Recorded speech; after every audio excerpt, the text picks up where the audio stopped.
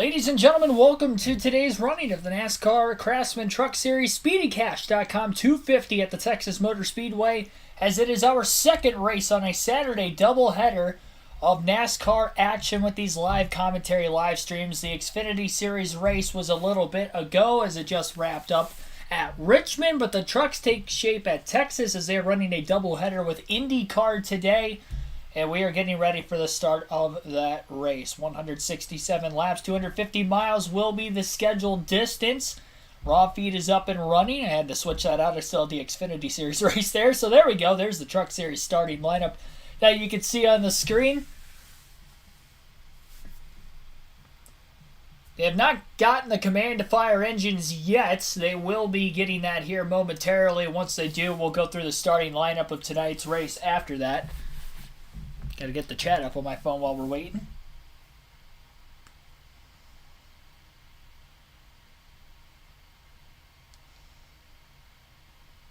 Somebody just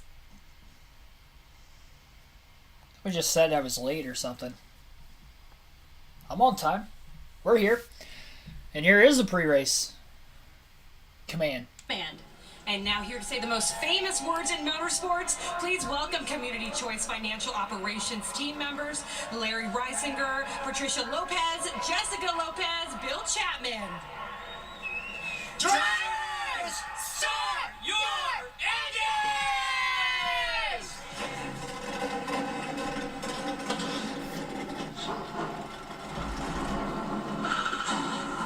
Race is on Fox Sports 1 for everybody that is watching, wondering what channel you can watch the race on today. They had practice and qualifying earlier this morning at the racetrack, but as far as the actual race goes itself, we'll go through the starting lineup and where all the top truck drivers qualified for today's race. Nick Sanchez for KBM will be on the pole for today in the number 2 truck. An all KBM sweep of the front row as Jack Wood will start outside of him in row number 1 as well in the second place position. Ty Majeski and Corey Heim will line up in row number 2. Majeski, the highest qualifying Ford in the field today. Carson Hocevar and Christian Eckes will be in row number 3. Christian Eckes won on a mile and a half earlier this year at Las Vegas. Stuart Friesen and Tyler Ankrum will be in row 4. Jake Garcia and Ben Rhodes back in row 5.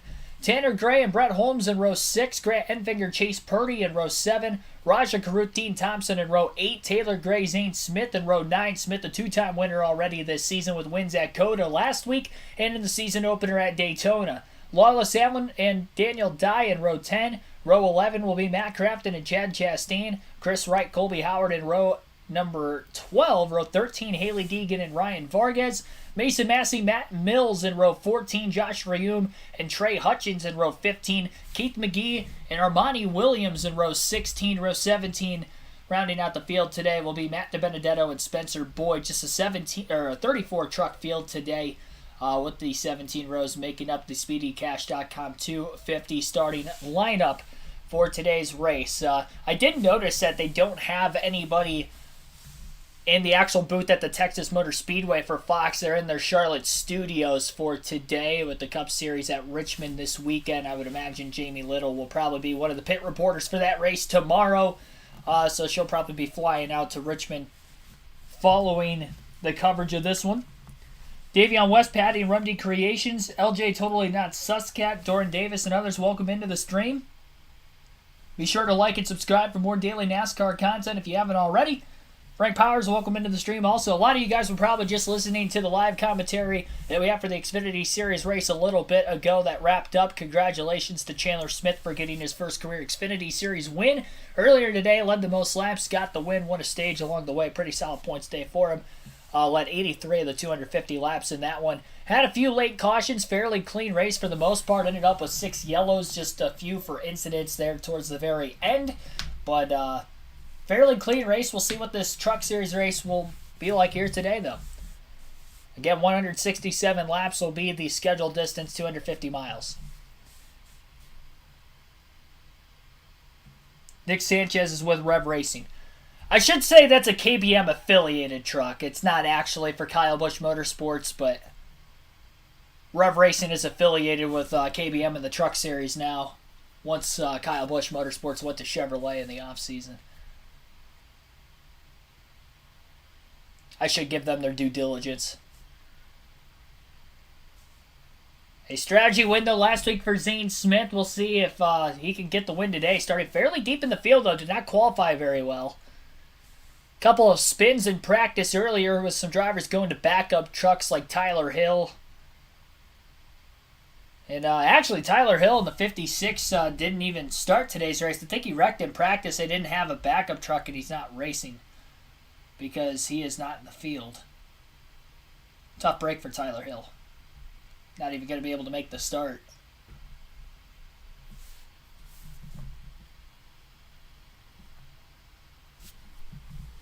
Expected guys, but I bet you he races his way to the front. What do you think, Phil? I think he will, for sure.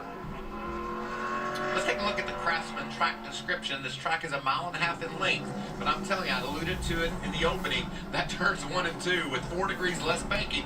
These trucks, they weigh over 3,000 pounds. They're going to go in there about 190 miles an hour. They need the banking. It's plenty wide. It's plenty wide enough, isn't it? Yeah, you got plenty of room to slide up and hit the wall, which I think we're going to see some of that tonight in turns 1 and 2. Let's take a look at our race analysis. You see this race is 167 laps, 250 miles. Our stage 1 is 77 laps, and we will have a competition caution on or around lap 35. You see our second and third stages at 45 laps, and as Jamie Howe alluded to, you cannot improve your position on the pit stops after these stage breaks. And the reason for that, Phil, all the pit crews are in Richmond. They're all in Richmond. There's nobody left to pit the cars, trucks. Let's take a look now at the SpeedyCash.com starting lineup. So there you heard it right there. Stage 1, the longest of the day, 77 laps. So then just 45 laps rather in the final 2 stages of today's race. There will be a competition caution at lap 35. Just like we see with the standalone truck and Xfinity dates on road courses, there will be no live pit stops today. So no scheduled pit stops will be made under green flag conditions. And they will freeze the field at the end of the stages as well. So it's going to make the battle for track position a lot more important on these restarts leading up to the stage ends. So for those drivers that didn't qualify particularly well, like a Haley Deegan, Matt Crafton in the back half of the field, Zane Smith, it'll be interesting to see how they try to fight their way through traffic in the early going of today's race. It's weird seeing stage 1 being the longest stage. I don't think that's ever happened in stage racing era in NASCAR. I could be wrong on that, but I definitely don't recognize that stage 1 is the longest. I thought it was actually a little bit of a graphic error on Fox until they were reading it off. I'm like, all right, I guess they do have.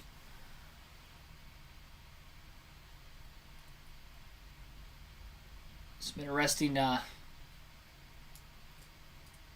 stage breaks, I guess, in this one. Quick check on stories to watch for. Here's Heather. And Jamie, you mentioned it, for the second week in a row, Matt DiBenedetto plagued by mechanical issues. At COTA, they had a broken shock mount. Today, the right front suspension had an issue. But I talked to him after practice, and he said, you know what, even though we had that issue, I have a really fast race truck today. I believe we have top 10 speed here, so he's confident that he can get himself up through the field. But you'll definitely want to keep an eye on the 25 here during the start of the race. He told me his plan is to go to the outside, make it 3, possibly 4 wide, to capture as much trucks here on the top of the start, because as we know, track position is vital here in Texas today. Jamie Howe? I'm going to go back to our reigning champion, Zane Smith. We talked about it's been pretty close to rinse and repeat for him from last year to this year. Started off with wins at both Daytona and at COTA. He's been in the mix at all the others, and the expectation was to come here and qualify better than their 15th place starting position last year, but it came down to what they unloaded with, and they were set up for cooler conditions. So Zane lines up back on the 9th row. The task at hand, in his words, is treacherous. It's very hard to pass here, cannot use the advantage of his pit crew, and he hasn't shown the speed that's needed yet. But what he does have is a good relationship with his crew chief, Chris Lawson, and they have the ability to work together, execute changes, and so getting up front early is going to be key, and then maintaining it is the focus going forward. Jamie? Yeah, that's been a very impressive pairing there, that driver-crew chief relationship. Obviously, they're knocking him off. Big win last week. We've got a few onboards to watch for, gentlemen. Yes, we mentioned Daniel Dock will be carrying one of our onboards. Dan was second last year, in Arca Menards points, and he's starting 20th in the SpeedyGash.com 250. And this is the ShopDanielDye.com on Just ahead of him, Zane Smith. So Daniel can look up there and see Zane. He's in that 38 SpeedyCash.com truck, and he's carrying our SpeedyCash.com camera. That's a lot of Speedy Cash, and he's going to be speedy as he tries to cash in here tonight in Texas. We're going to ride along with last year's winner, Stuart Friesen. Different look this week for Stuart Friesen. He has Ferris Mowers, a red truck. He's normally has a blue truck, and he starts from the 7th spot. I'm a lawnmower race. Stuart next week, Phil. Are you going to get him? I think I can take him. All right. We're both going to be mounted up on Ferris mowers. See what we can do. This is in Bristol. If Yeah. you want to go, if you're in Bristol, come watch Michael Waltrip Thursday race night. Is that correct? tractors. Thursday night. Thursday night. I'm going to put my helmet back on, Jamie. That truck looks great. I really like that new sponsor. Great for that team to have somebody so involved, so interested and invested in our sport. So we talked about the pit road procedure, a little bit different. Sometimes we refer to it as non-competitive stops. That's only because they can't lose or gain a position once that caution falls and they have to come down pit road, and this is how it'll look. Yeah, I think this is a great move. As we talked about, all the pit crews are in Richmond for the Xfinity Cup doubleheader. There really aren't that many pit crewmen available. So NASCAR decided to do this. It's fair for everybody, and it's a real cost savings to it. Even if you had to fly a pit crew out, if they were available, you're talking about $5,000, $6,000, $7,000 per team. So I think it's a great idea. And I love the difference between last week and this. I was talking to Chris Lawson down in the garage area, Zane Smith's crew chief, last week, and he's like, Mike, my computer's burning up. It's smoking. I've got so many different scenarios for strategy. And turned out strategy did help them win that race. Tonight, Did he turn it on? Did he turn his computer on? I don't think he even brought it. Tonight, it's all about speed and making passes on the racetrack. It isn't anything to do with strategy, and NASCAR's done a nice job of helping these teams save some money and still having some great racing. And something else, a lot of the spotters, they're back in Richmond. So there's not only different spotters on the box for these gentlemen and lady, but there's a lot of IndyCar spotters that have never worked with these drivers before because it's a doubleheader with IndyCar. So interesting. Matt Craftsman is the only driver in this field with his regular spotter. Wow. That's an interesting fact right there. Crafton, the only driver in the field with his regular spotter. So that is going to maybe cause some conflict for some of these teams throughout the course of today's race. Nick Sanchez is going to lead the field to the green. We are underway at Texas. 5th race of the Truck Series season. Out of 16 in the regular season, Sanchez gets a great launch off the start. Jack Wood spun his tires initially, and they're already 3 wide for about 4th place going into turns 1 and 2. Corey Heim stuck on the outside as well. Now almost 4 wide on the back straightaway. We got a spinner. Chad Chastain's around off turn 2. Caution on the opening lap of the race. Chastain spun off of turn 2, backed it into the outside wall, and the Nice Motorsport truck has some pretty significant damage. Lap 1 yellow off of turn 2. Sanchez had the lead pretty easily. Top 3 were single file, and then they were 4 wide for about 5th place. On the back straight, it was interesting to see how that was going to work going into turn 3, but the caution came out behind him first. Mike George, welcome back, as well as Braden Martinez. Jay White is an interesting pick. I don't think he's in the race. Yeah, he's not in the race.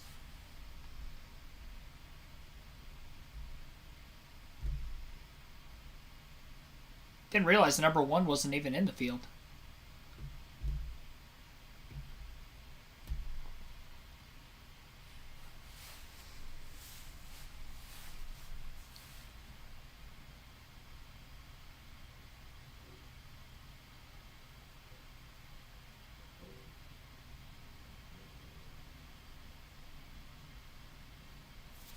Yeah, a lot of damage.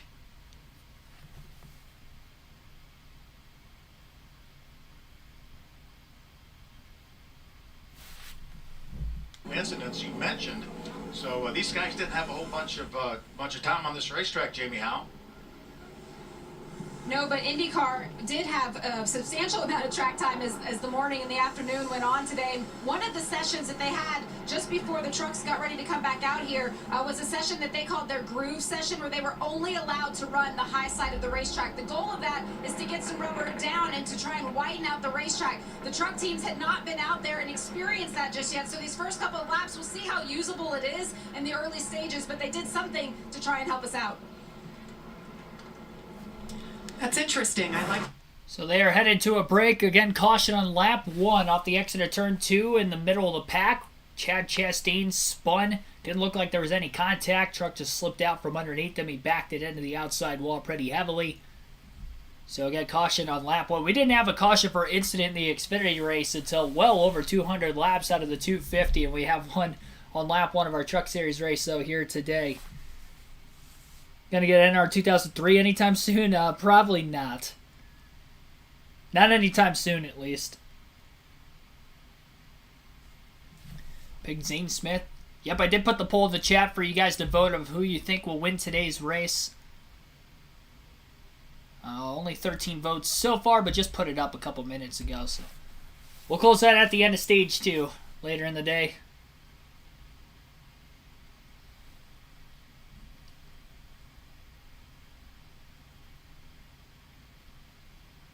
Honestly, I wouldn't have known who to pick for today's race. I was kind of bouncing around between Christian Eckes and Ty Majeski. I don't know who... the pick was wrong in the Xfinity race, I'll say that much. I had Justin Allgaier. He did not perform as well as I thought he would. I mean, they're not even a lap in, so I don't know how the two trucks, I should say, are yet.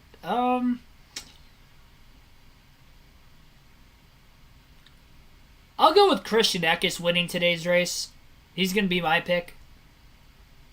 I might regret that later, but the ThorSport trucks didn't look that great in practice and qualifying based off of times except for Majeski. So because of that, I'm going to go with Christian Eckes. He won on a 1.5 mile at Las Vegas already this season, too. The only other 1.5 mile that we've raced on so far in the Truck Series. So I'm going to pick Christian Eckes to win today's race.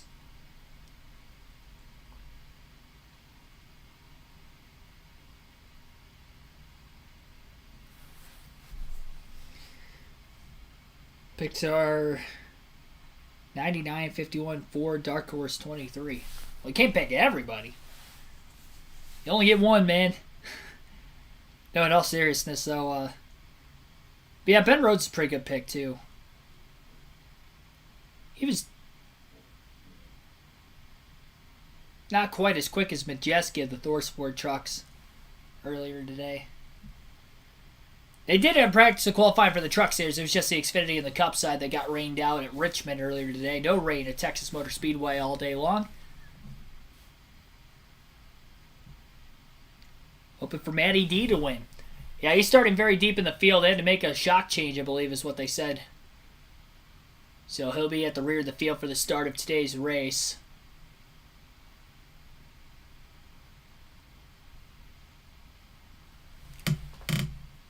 Again, you can only pit under caution flags because a lot of these teams don't have their full pit crews, whether it be in a standalone Truck Series race. You mentioned that even the spotters for most of these drivers, all except for Matt Crafton in the field today, are IndyCar spotters and or just crew members that were at the racetrack this weekend.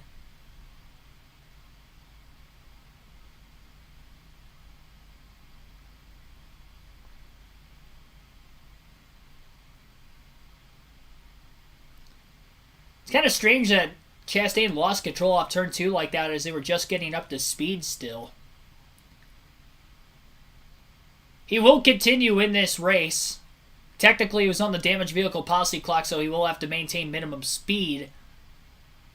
Remember, this first stage is longer than stage 2 and stage 3, but there is a cop yellow at lap 35 for the teams to try to make adjustments, put tires on. They had practice to qualify, but it's because it's a standalone truck event. And again, a lot of these teams do not have any sort of crew members there to try to make the live pit stops, so that is why they are going to be pitting only during the cautions today. Green flag back in the air. Sanchez got a great push from behind by Ty Majeski, who was wobbling around a ton in the middle of turns 1 and 2 on the bottom lane after giving the push to the two ahead of him. Ben Rhodes and Carson Hocevar going to get by Majeski. Majeski lost probably 5 or 6 positions on that restart, is quickly back to about 7th place. 3 wide further in the back off turn 4. First green flag lap of the day complete. Sanchez leads it. Eckes is up to second following the restart.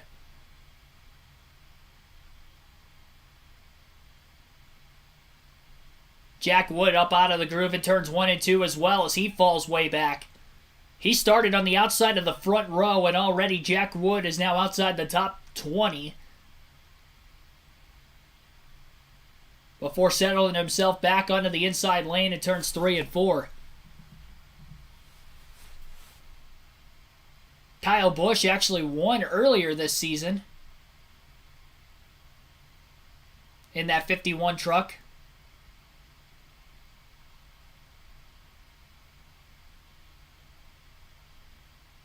One truck got into the outside wall off turn 2 towards the back of the pack. That was the 0-2 of Chris Wright.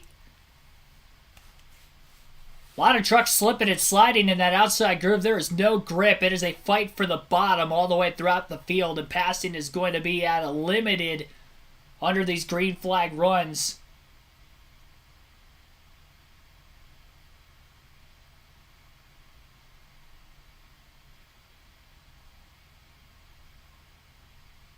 Turns 1 and 2 seems to be the trouble corner for a lot of these drivers in the first few laps of this race as well. A lot less grip there, less banking, only 20 degrees in turns 1 and 2 versus 24 in turns 3 and 4.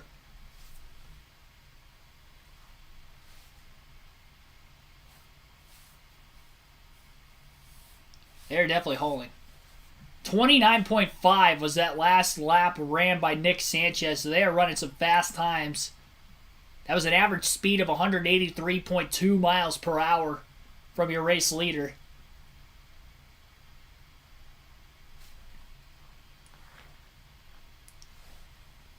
Play-by-play is a little bit ahead in my ear, so I wanted to make sure that, oh man, a lot of contact there. Matt DiBenedetto and Haley Deegan battling for position, and it looked like Deegan threw a block on the 25, and I think Matty D caught a little bit of the grass on the front stretch.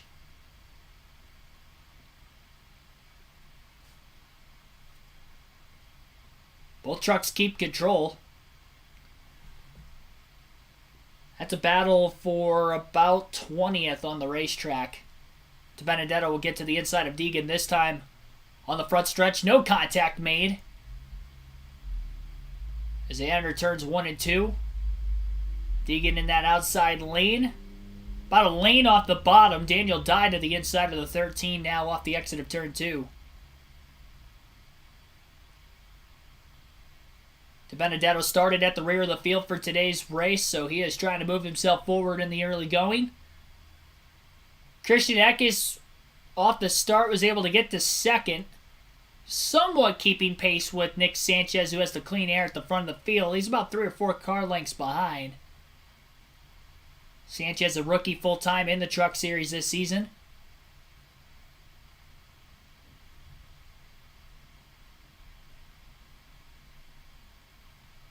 Jack Wood trying to make up that track position he lost. Also started on the front row with Sanchez. Fell way back after that last restart, specifically just past Matt Crafton for 17th. He dropped outside the top 20. He's been one of the few trucks at the back of the field making passes. Him and Matt DiBenedetto are really the only ones. Matty D rounding the bottom really fast through turns 1 and 2 as he closes in on the 9 truck just up ahead of Colby Howard, Taylor Gray as well in the 17 just in front of him.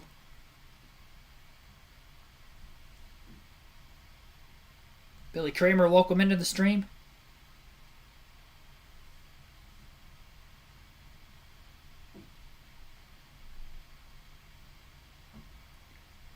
And now Eckes is starting to fall back just a little bit more, just over a 1 second lead for Sanchez over that 19 truck of Eckes.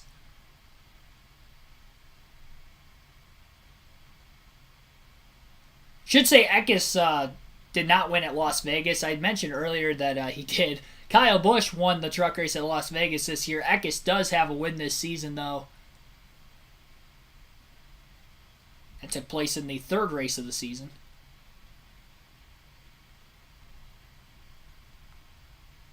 Which would have been at Atlanta. Which was 1.5 miles, but that's a super speedway, though, so can't really translate the success there to potential success here in Texas. Completely different racetrack. And a completely different style of racing. Now it's about a 2-second race lead for Sanchez. Sanchez ran a 30.2 that last lap. Eckes a 30.9. Ben Rhodes is closing the gap on Eckes as he was about 0.4 quicker that last lap than the 19 truck, who was fading very fast. And we still have a little over 20 laps yet, or just under 20 laps until the competition caution. So I'm not entirely sure that he is going to be able to hang on even to second place for a while. Sanchez is definitely pulling away in the early going. May have the truck to beat.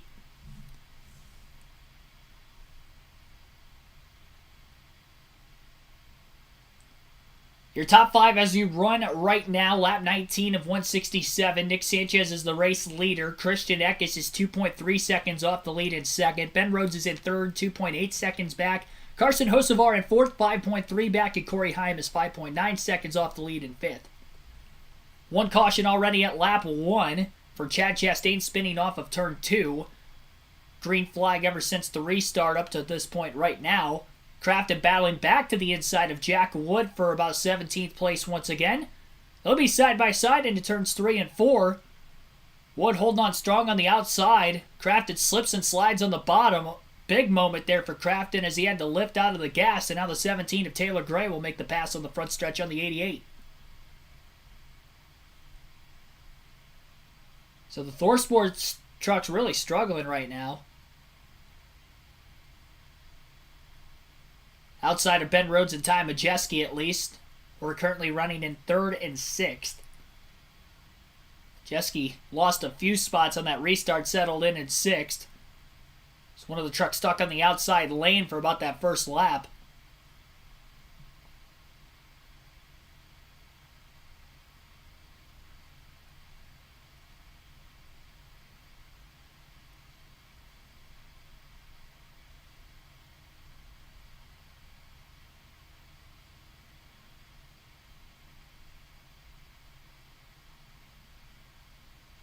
Sanchez closing in on a lap truck at the tail end of the field. Can't tell exactly who that is. He'll go to the outside in turns 1 and 2. It was the 22. Caution's out for the second time today. Got a slow truck on the back straightaway. And they cut the commercial right after the caution came out. So caution came out and then they cut to a commercial break. Not sure exactly what the caution was for. There was a slow truck, it looked like, on the backstretch. It looked like it might have been Chastain again, but I'm not entirely sure.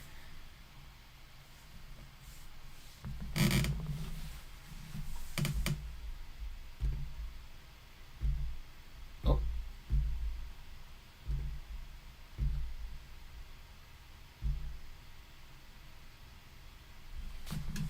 Gonna have to log out of Hulu real quick and then log back in. I think I'm a little bit behind. I must have had like a lag at the end of the Xfinity race or something.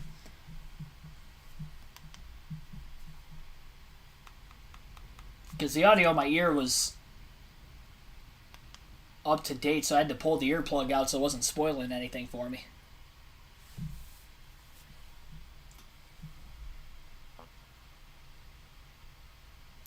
I'll get the leaderboard back on the screen for you guys here shortly. It was the 41 truck of Chastain who spun off of turn 2 again. So lap 21 is our second caution of the day. Both cautions brought out by Chad Chastain. Caution came out right as they were going to break, and they're still under commercial.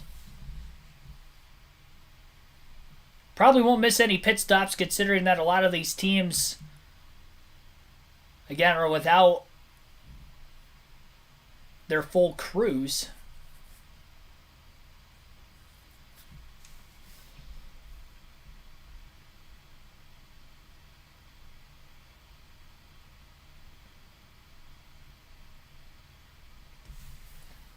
James Sykes, Matt Hunter, thanks for tuning in also.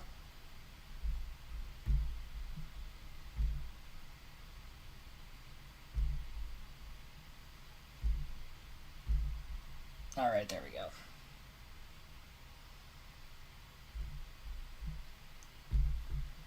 Get that leaderboard back up for you guys. I had to show it on my laptop, so I didn't want to get copyrighted. Trying to get the audio synced back up.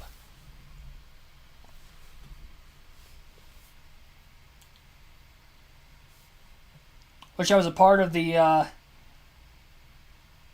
NWP on Wednesday nights. Hey man, I wish I was too sometimes. I'm down if they want me for a guest on there. Honestly, if it wasn't for those guys, I probably wouldn't have... I mean, I may have started the YouTube channel, but I wouldn't have maybe thought about it as early as I did. Wish I would have started it sooner.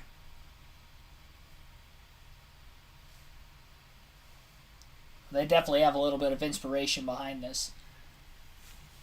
Pretty quick cleanup, though. Nick Sanchez will elect the inside lane for the restart again. Ben Rhodes will be on the outside of row 2. Carson Hocevar on the inside of the second row. Ty Majeski to the outside. Corey Heim and Tanner Gray will be in row 3. Stuart Freeze and Chase Purdy in row 4. Then Grant Enfinger and Zane Smith in row 5. Smith up about 7 or 8 spots from the start of the race today. 18th up to 10th, right before that caution came out. Yeah, Matt Crafton just pitted. Adjustments, but that was not the initial reason he came to pit lane. He was getting an error that the oil temperature was too high. They brought it in, checked it all out. Everything seemed fine, so now they think it's probably a gauge that's just misreading. He does not have the new digital dash in. He's back to the old school setup inside of the truck. But I think everything is fine, and they did tighten him up a little bit too. Thank you for the update there. Interesting, Crafton doesn't have the digital dash. I didn't know you had a choice whether you wanted it or if you wanted the old setup. But he'll be at the tail end of the field. Now, he was right around 17th when the caution came out, so he lost about 10 positions there. Free pass went to Ryan Vargas as well in 29th.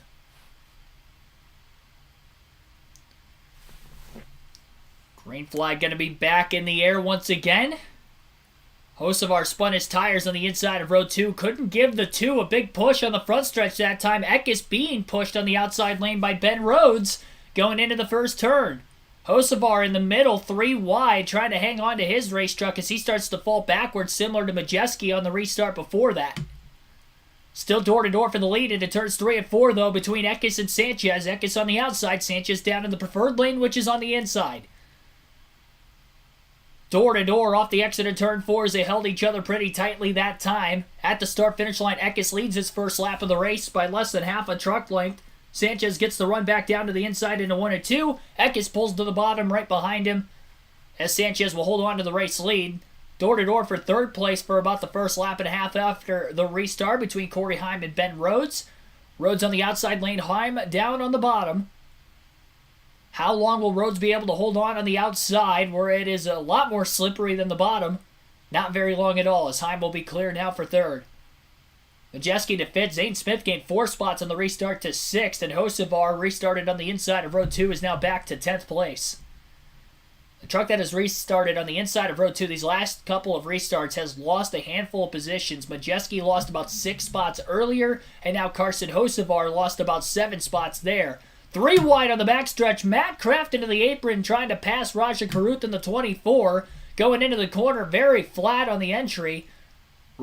Caruth holding him very tightly as well. Great job by Crafton not making contact with the 24 truck after an aggressive move from Caruth. Getting by the slower truck of Jake Garcia in the 35 now in the front stretch who didn't get off of turn 4 very well. Caruth cleared him into turn 1 and now Crafton's going to be on the outside of the 35 as they're still outside the top 20 right now.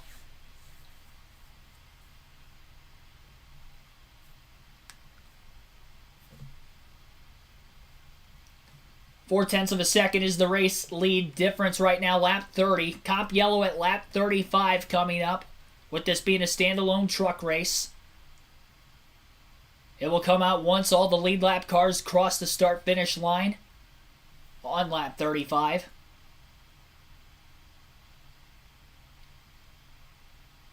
Just over 20 minutes into the race so far today.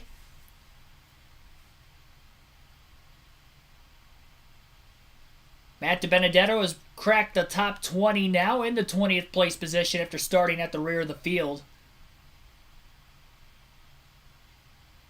And Matt Crafton with those fresh tires on the restart already driven himself up to 16th from 28th. Almost contact in turns 1 and 2 between Hocevar and the 15 truck, it looked like as well.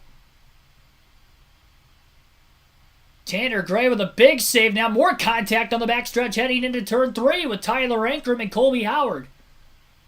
There's a tire rub on the left rear corner panel of Ankrum's race truck now following the contact. They were all scattering, trying to miss the 15 and the 42 who were slow on the backstretch. And as the 16 of Ankrum moved down to pass Hocevar, he sideswiped Colby Howard, who was already underneath him. And Ankrum may have to pit if that tire rub gets any worse. May try to drive it out, though, considering that the competition caution's coming out in a few laps. We'll see if he tries to risk it. It is a risky move to say the least, but it might pan out for Ankrum if he can keep his track position. With that slip-up by both drivers, that will now move Dean Thompson inside the top 10, as well as Taylor Gray to 9th and 10th place. With the contact between the 42 and the 15.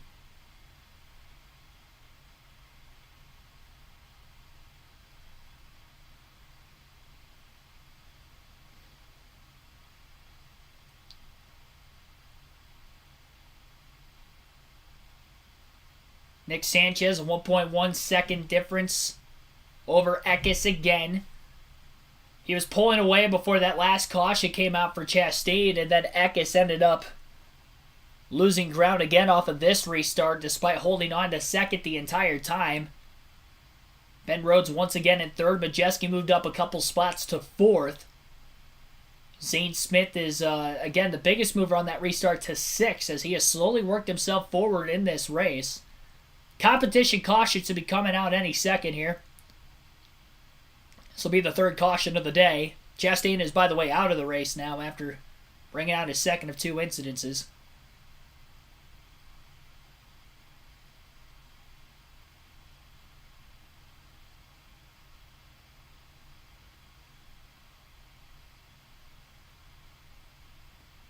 Competition caution's out now.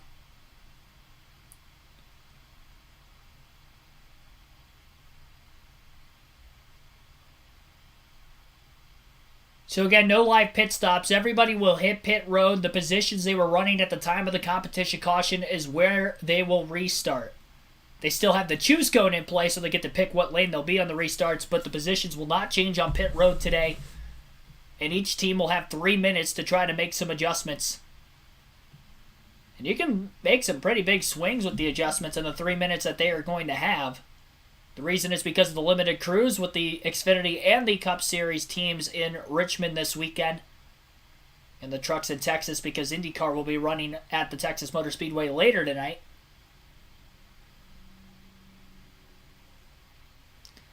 Luckily, Tyler Ankrum's left rear tire is able to hold on to the competition caution. And they'll have plenty of time to try to pull that fender out as well as put 4 fresh tires right back on the race truck. You'd imagine it'd be 4 tire stops every single time everybody comes to pit road throughout the course of this race today, considering that we know that they're going to have 3 different chances to make adjustments. This comp yellow right now, and then the 2 stage breaks later on in the race as well. Tim Brown, thanks for tuning in. Again, that's the reason. It's not actually a red flag. They're under caution. I don't know why it showed a red flag on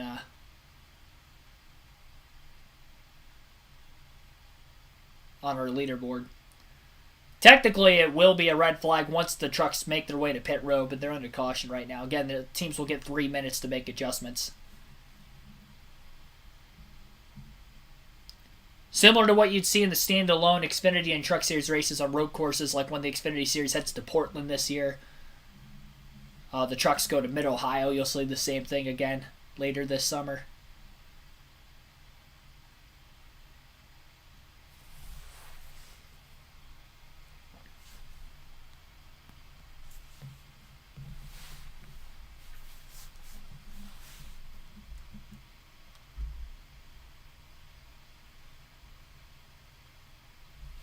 Looks like Keith McGee will get the free pass in 30th place with this caution flag coming out.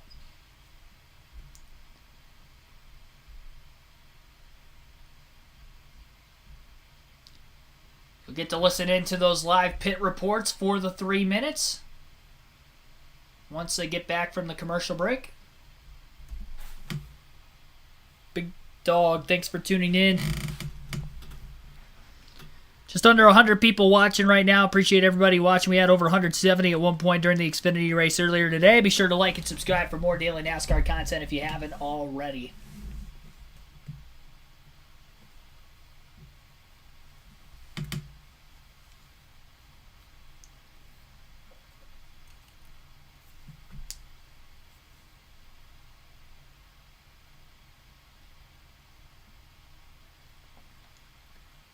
$612 the Marshall, thanks for tuning in also. Welcome from the UK.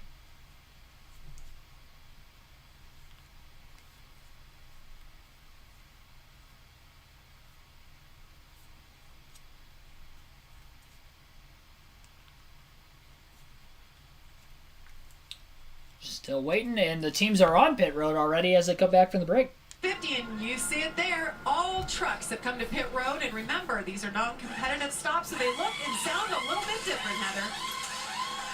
Yes, they do, Jamie. And for the two, our leader, Nick Sanchez, he told them over the radio that he was only giving it 90% right there, just trying not to burn the tires up. He said he feels really good about that truck and likes the balance from lap 1 all the way to lap 35, so they're not going to make any adjustments here for the two. One thing they did say, though, is when he pulled into his box, they felt like he was a little bit too close to the wall, so good thing they have 3 minutes here to work that out. And then also we'll move a little further back in the field to the 11th position of the 16 of Tyler Ankrum. As we saw, he did have a fender rub there. They told him over the radio when that happened, just be smart, and we're going to make it to the end of this stage. Luckily, they did. Also, Doug Randolph is reminding the crew guys what their role is. Like, Mike, you're going to be torquing the tires here. So it's kind of interesting to listen to them on that. But he did say that he's a little bit loose, so he'd like to tighten it up in the rear to help him late in the run. So they also made a track bar adjustment. Jamie, how?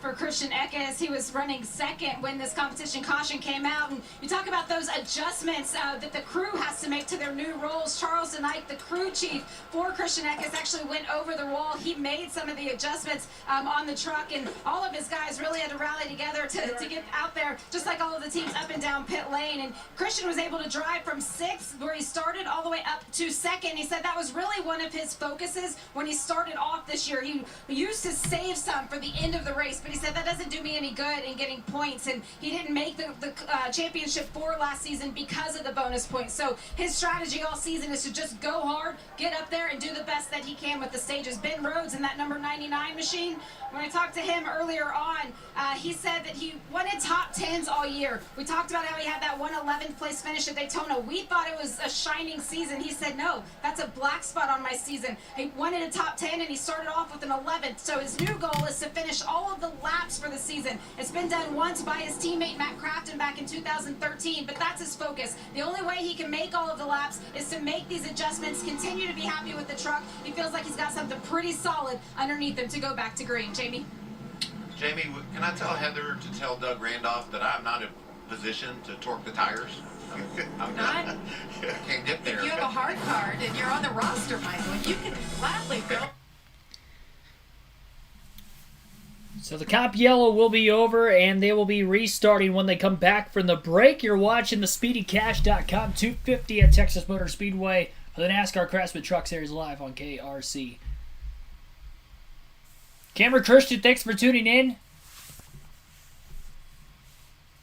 Again, the competition caution is for the teams to make adjustments because they don't have their full crews at the track this weekend because the Xfinity and the Cup Series were at Richmond this weekend. It's a standalone event. This is something that the Truck and the Xfinity Series have done on standalone Truck and Xfinity races the last handful of years now, that they have had no live pit stops. So this is the only opportunity for these teams to make adjustments in today's race. Will be during the Comp Yellow and then the 2 stage breaks. You'll also see something similar happen once again. Hammerology, thanks for tuning in.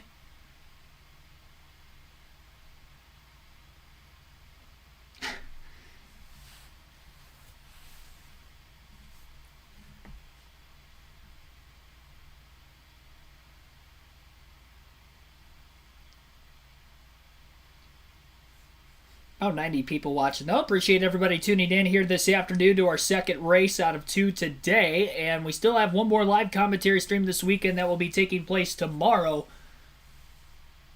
as well. Our Cup Series coverage will begin at 3 p.m. Eastern Standard Time tomorrow. The race will be on Fox Sports 1 for anybody wondering. So if you don't have FS1, be right here on the channel. I'll bring you guys the full race coverage as usual. Smokey the Pot, thanks for tuning in also. Want to see Matt Crafton win for old time's sake. Struggling at the start, we'll see. He's got 2 career wins at Texas.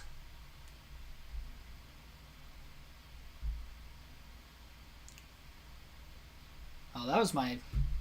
Got the wrong stream on there.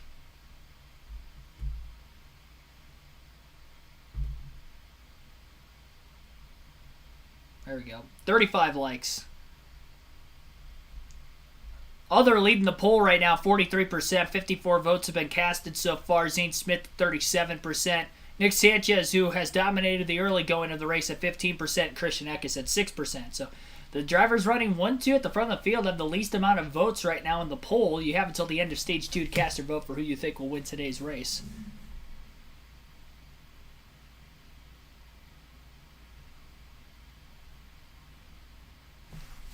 Weather Expert Gaming, welcome back in as well. People wondering why there's a red flag still.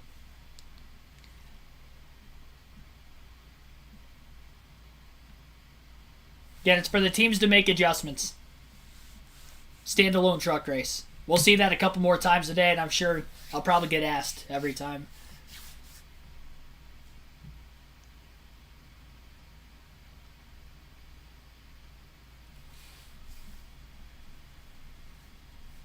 No live pit stops for the standalone events for the Truck and Xfinity Series again this year. I can't remember exactly the first year when they started doing that. But I know they've been doing that for the Truck and the Xfinity Series standalone dates. Or at least the last handful of years. I want to say it was like that before COVID too, if I remember correctly. So I don't think it was just like a pandemic thing that they kept in place. Take here for Tanner Gray. The team put on the right rear tire on the left side and the left rear tire on the right side.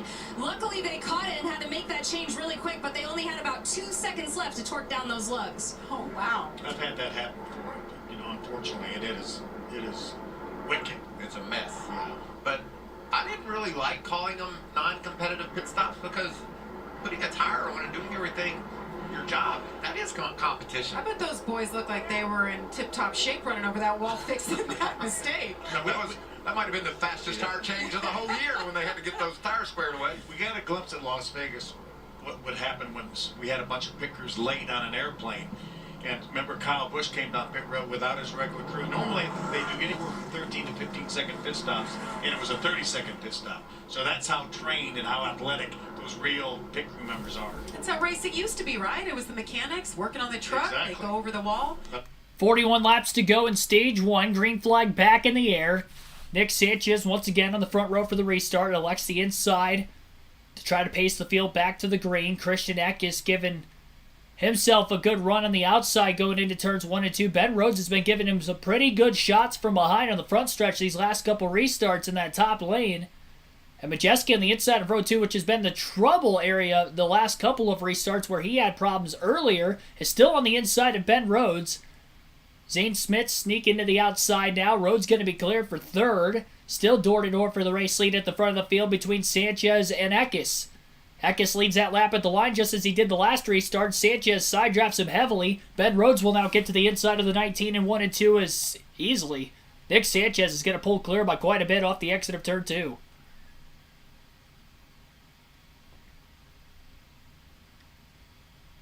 Rhodes and Eckes side by side into turns 3 and 4. Eckes holding the 99 tightly. A big wiggle by Ben Rhodes almost makes contact with Eckes in the middle of 3 and 4. As they battle side by side, Nick Sanchez pulling away quite a bit. Zane Smith looking to get to the bottom lane as soon as he possibly can. Can't go anywhere with the 99. Still not clearing the 19 yet. Through turns 1 and 2. Rhodes very loose through the bumps in the bottom lane again in turns 1 and 2, but still staying alongside Eckes despite not having the advantage off the exit of the corners. Drives it in extra deep that time, getting into turns 3 and 4. Great job by Eckes pulling to the bottom in front of Zane Smith, and Ben Rhodes is clear for second place now. Dean Thompson up to 5th place. What a run in that 5 truck, as he had a great restart past about 5 race trucks, and now he is right behind Zane Smith in a battle for 4th. Corey Heim just behind Thompson as well. Chase Purdy with a major block on the back straightaway. One of the ThorSport trucks outside of the top 10. I think it was Ty Majeski. He lost a lot of ground on the restart again. Inside of row 2, we have seen drivers lose 5 or 6 spots, even more. Majeski twice now, and then also Carson Hocevar, the restart before that, had problems. He's back in 21st. So I'd be careful restarting on the inside of row 2 if you have that lane choice going forward, because it has not worked out for anybody so far through the first 3 restarts of the race. 1.5 second lead for Sanchez over Rhodes. Eckes has a run going into turns 1 and 2, trying to get back after the 99. Probably the hardest mile and a half racetrack to make a pass on, though. It's going to be very difficult for Eckes, even if he has a faster truck than Rhodes, to try to get back to second.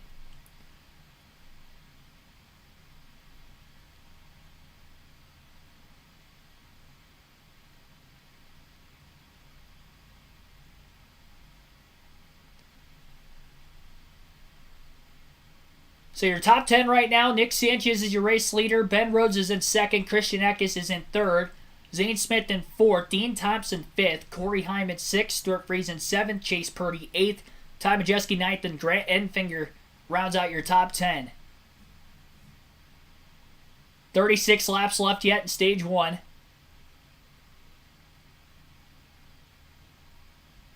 Still a long ways to go in this race.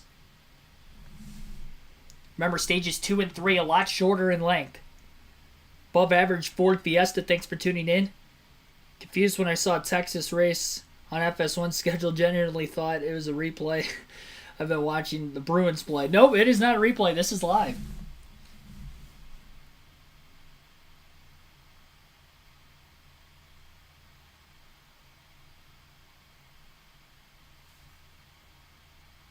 Hi, Steamin' King 92 Hammer. Welcome into the stream also.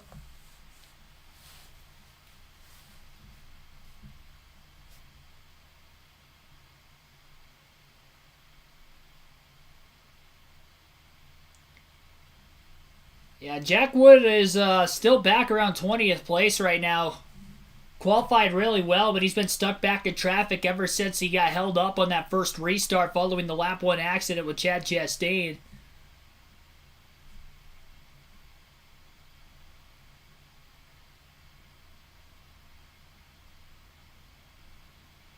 Ty Majeski going to pass Chase Purdy. Purdy lets him go on that outside to quickly dive back to the bottom before Grant Enfinger had a chance to get around him as well. That moves Majeski back up to 8th place.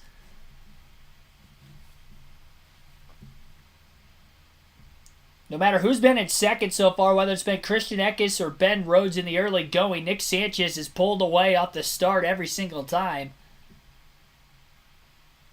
The only thing we have to wait and see is on a longer green flag run if they can maybe run him down if he can't manage the tires. But there isn't a lot of tire fall off at the Texas Motor Speedway though either. So you have to imagine Nick Sanchez is in a pretty good spot. As long as he can just keep nailing the restarts, not make a mistake there, he is going to be very difficult to beat throughout today's race.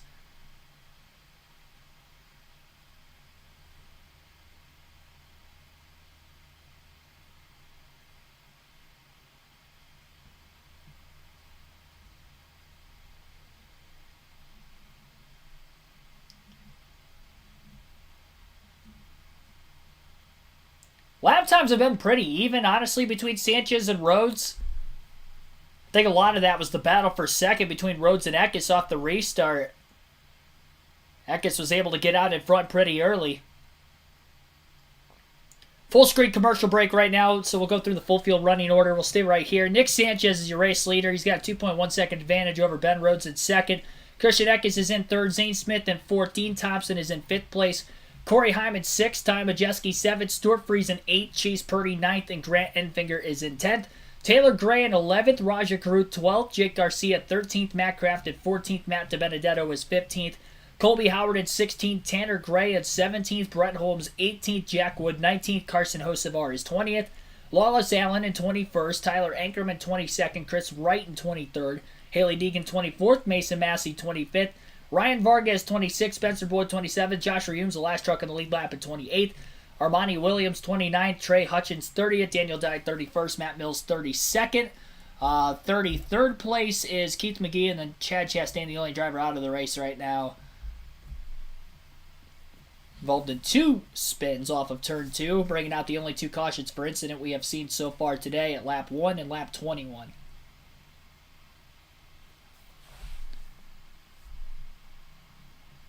Still right around 30 laps to go yet in this, a little less than that left in stage 1. Lap 77 is what we're racing to the end of the first stage.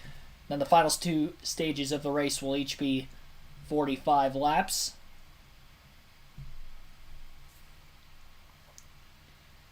Rowdy Fan 8, welcome back into the stream. Remember you from the Xfinity race earlier today?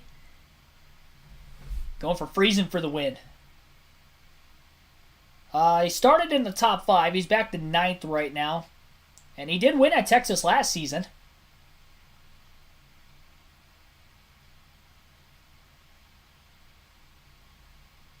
I really want to watch that IndyCar race later tonight, but I will be watching WrestleMania instead. Big pro wrestling fan. This is the greatest weekend of the year when it comes to those regards.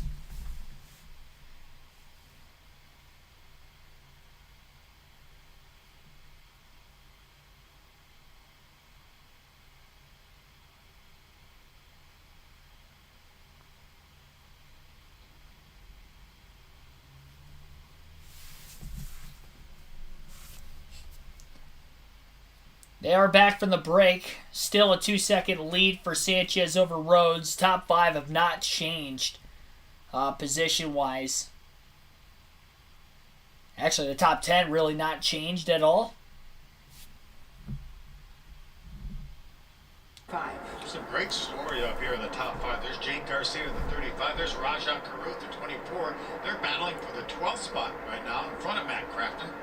Remember, Matt made an early pit stop on an early caution flag for some adjustments, as well as the competition caution. Ooh, a little bit loose for Jake Garcia for the 35 truck. Phil, I remember one day I was racing at Darlington, and Brian Vickers and Kyle Busch were leading me, and I was third, and the laps were running down, and I got to doing the math, and I added their age together, and they were still younger than me. That'll get your attention on the racetrack, and I think that's what Matt Kraft is faced with right now. And so he's wanting to get rid of these guys, get ahead of them, and march on up toward the top 10. Making some good progress is the 88 of Crafton. And remember, 11 drivers were not born when he ran his first race at this racetrack.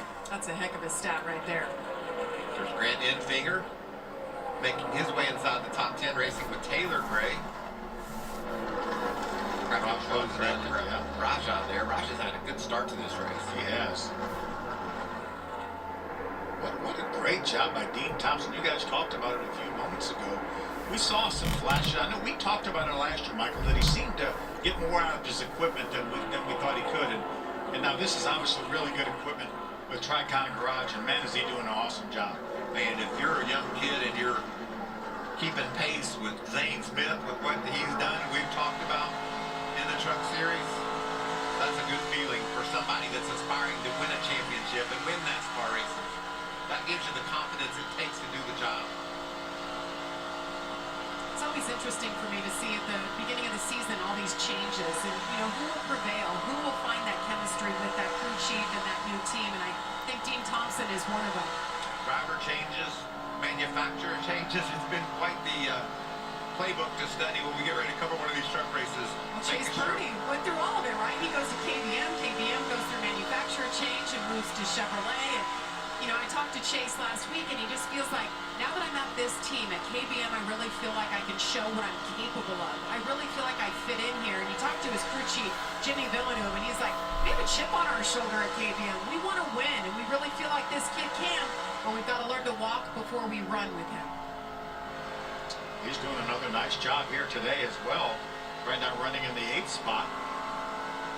Mullen riding along with Zane Smith in the 4th spot right here. There he is. There's Chase Purdy. You like Bamble buggies. You like saying that. It's fun, isn't it? It is. I like saying that Chase is holding a Purdy wheel. Purdy wheel. I see what you did there. Heather, what are they saying in the 42 camp? Well, we saw earlier him get really loose and almost take out the 16, so he's been battling a loose race truck. However, it seems to be coming to him at this point. They just came over the radio a few laps ago and said, by far, you're the fastest truck on the track right now. And this team, they've had, unfortunately, some tough luck the past couple of weeks with some mechanical issues, but they've had speed. As we take a look now at the crew chief, Phil Gold, who's pulling double duty here today, and he is going to be the jack man whenever they make adjustments during these breaks. And I told Phil, we might get a camera on you today to see you in action, so he's probably pretty happy that we're showing right now instead of during the break coming up later to put the pressure on him. Jamie, how?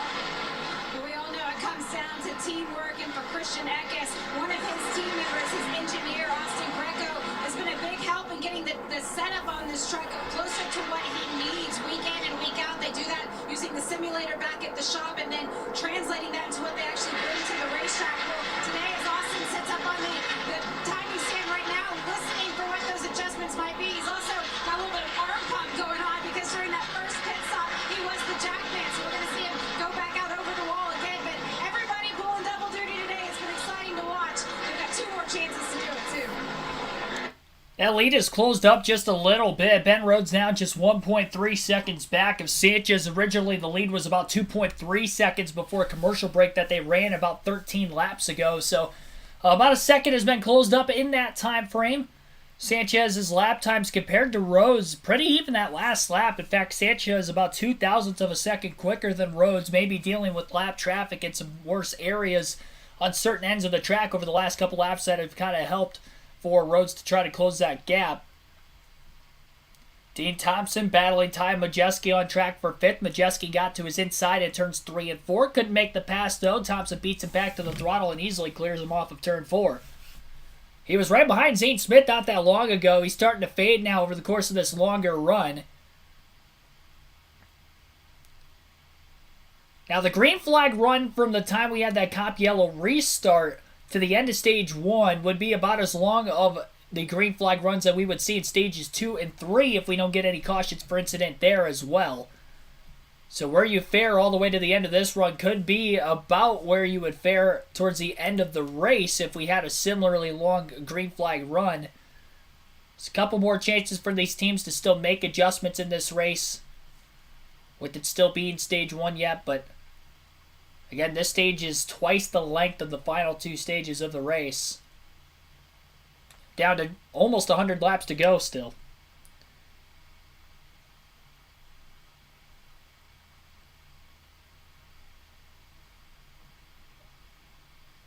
Thought it was supposed to start at 2. I think you're thinking of the Xfinity race.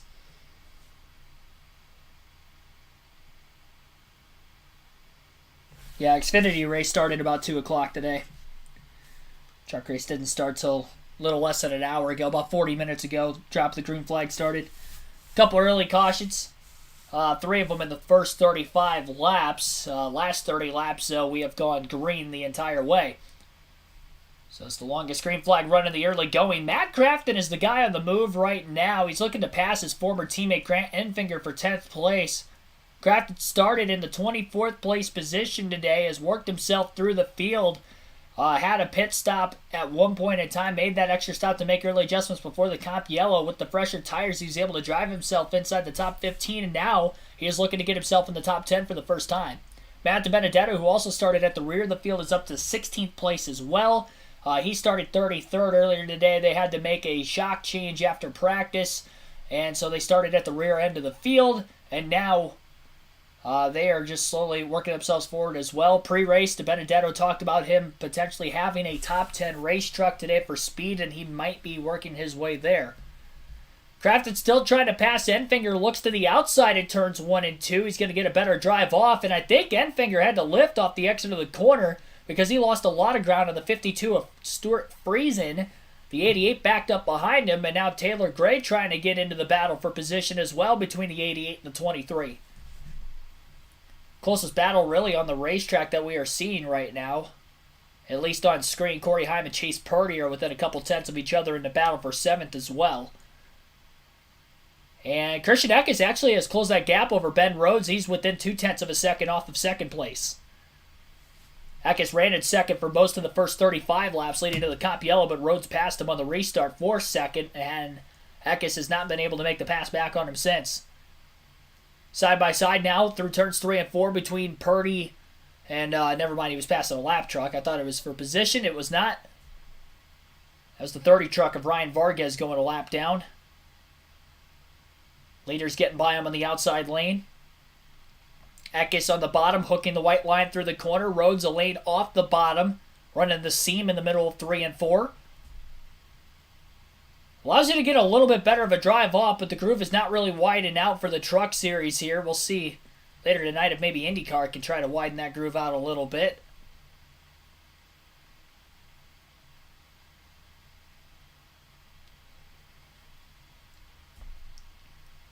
Gap down to 1.1 seconds. They have ran faster lap times the last 2 or 3 laps compared to Nick Sanchez, who had to pass about 3 lap trucks. Now those same 3 trucks right in front of Rhodes and Eckes at the start-finish line. A couple of them are side by side as they head for turn 1. Rhodes slinging his way to the bottom to get by Daniel Dye in the 43. Eckes has to follow him on that inside line to clear the 43 truck as well. Rhodes cleared. Eckes did not. Eckes will now lose the 99 of Rhodes just a little bit. Going into 3 and 4, he finally clears the lap truck of Daniel Dye. And Ben Rhodes has a little bit of breathing room now after Eckes was down his throat. Battling for that position for a handful of laps. A lot of distance had been put between the 2 trucks now with just 6 to go in the stage. Ty Majeski passed Dean Thompson for that 5th place position a few laps ago. Thompson's still 4 seconds ahead of Corey Heim, which is the next truck behind him that could possibly catch him for position. More than likely not going to get there without a late yellow.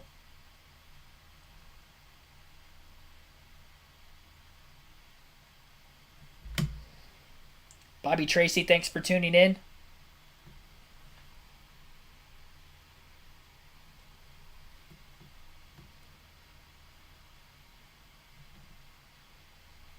Matt Crafton to the inside of the 23. Lap truck in the number 20 down to the bottom. Going to get in Crafton's way. And Enfinger still holds off.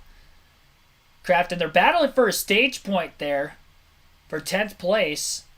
And remember, with no live pit stops, this is where these guys will restart for stage 2 as well. And with how important track position is at Texas, how hard it is to make passes on this racetrack.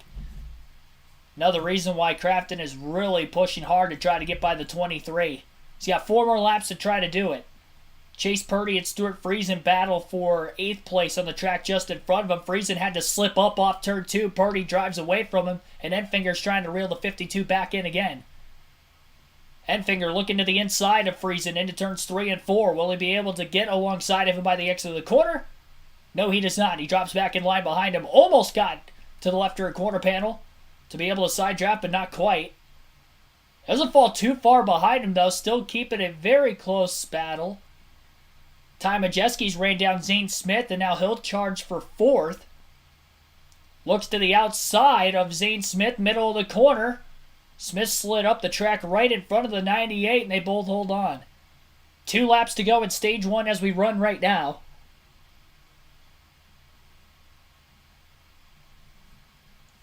Majeski running a higher line through turns 1 and 2. Gets to the outside of Smith off the exit of the corner. Smith going down the track to try to break any sort of a side draft. And Majeski easily clears him into 3. That is worth another point. And quickly Majeski pulls away from Smith. Running that middle groove again through 3 and 4. Smith ran the bottom. Crafton has still not been able to pass Enfinger. He's been behind him for about a dozen laps. Got alongside of him a couple times, but couldn't make the pass. Taylor Gray's actually closer to the 88 than the 88 is to the 23. final lap of stage 1. Caution flag will come out once the 10th place driver crosses the start-finish line.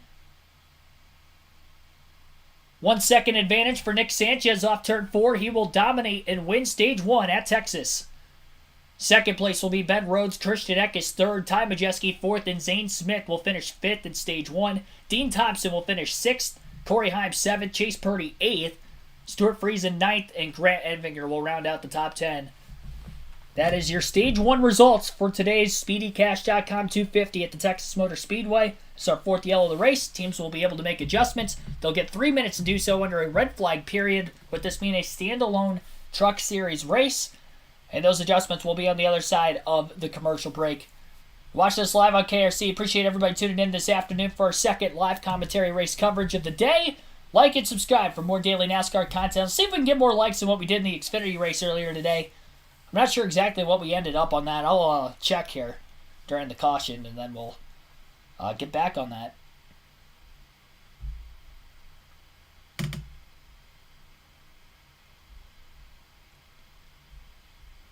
Zane Smith leading the poll right now at 39%. 72 votes have been cast for who will win today's truck race, or at least the fan vote for you guys in the chat. Other is at 35% right now. Nick Sanchez at 19%. And Christian Eckes at 7%. We will end up putting the end of that poll at the end of stage 2, so you can still vote. Got one more stage to be able to do that. 90 laps to go still in this race, not quite halfway. The final 2 stages, each 45 laps. Second to last pit stops of the race coming up.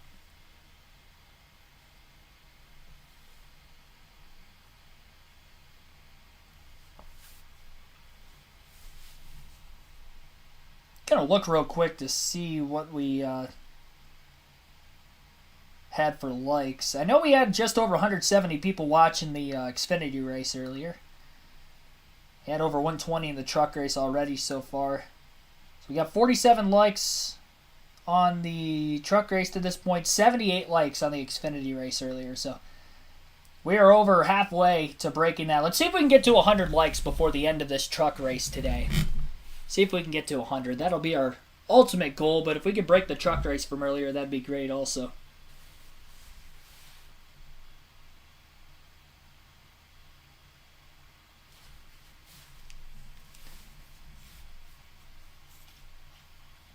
It has been all Nick Sanchez today. Christian Eckes led 2 laps off of a restart. He wasn't fully clear of the 2, but he led at the start-finish line on the last 2 restarts before eventually losing the lead to Sanchez. That inside line is the way to go because we haven't really seen many passes made on the outside, even in traffic. He can get to the outside of somebody, but it's very hard to complete the pass up there with how narrow it is off the exit of turn 2 especially.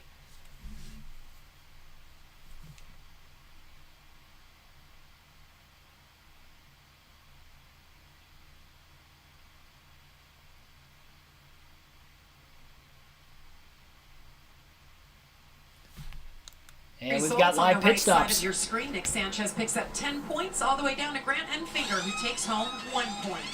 As you see, all trucks decided to pit. Non-competitive pit stops, they have 3 minutes to work on their trucks. Heather, what are you seeing and hearing there? Well, Nick Sanchez's team really happy about gaining that stage win and those 10 points. He just told the team prior to that caution coming out, it's a little loose in the rear. Now remember, they didn't make any adjustments on that first stop, so they're going to make some here. He also complained that the water temp was going up, but they did say there was trash on the grill, and that was the reason, so they're going to clean that off as well. And then next to him in this 6th position is Dean Thompson. This is the best run he's had so far this season. Again, he's looking for his first top 15 of the year. He finished 29th here last year. He was pretty quiet over the radio until the end there, saying that he needs some rear security in that racetrack. He's just been all over the racetrack, so they'll make some adjustments for him on that. Jamie Howe? And for Ben Rhodes in that number 99 machine, he just needed tightened up everywhere. He said particularly from center to off the corner, he was just way too loose. He didn't feel like he had enough grip that he was able to actually fight and defend anybody. So they're going to tighten him up all around the racetrack. Otherwise, going to stay pretty normal for him. Going to move up pit lane to Zane Smith, they're making pretty significant changes to that number 38 machine. He said it was numb on both sides. He was really struggling with finding some grip. His crew chief, Chris Lawson, said that's one of the strengths that they have as a team is Zane's communication to him, and what he's able to do with it is what's really has made the difference and allowed them to win races and ultimately last year's championship. So it's just status quo for him, ticking it off to get back out under green. Jamie? Thank you, ladies. Sounds like a lot of adjustments there. A lot of loose race trucks out there as that long stage one is in the books. There you go. Longest stage one in the series history, 77 laps. It seemed like a long time. Now we're going to shorten them up. Get with it. Yeah, That's 45 right. laps for these next two. Coming up next, it's fun to watch these different mechanics. The crew chiefs off the box, Phil Gould, he didn't run the jack all that. He decided he didn't want to be put on national TV.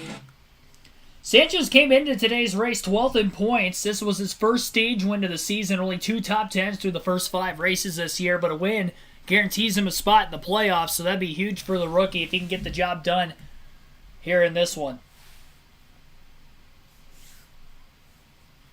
Only Eckes and Smith are locked in with wins of Truck Series regulars. In the early going of the season, Zane Smith with 2 wins, 1 win for Christian Eckes, and then Kyle Busch won the second race of the season at Las Vegas, so the 51 truck at the owner's points is in the playoffs, but Busch obviously running full-time in the Cup side.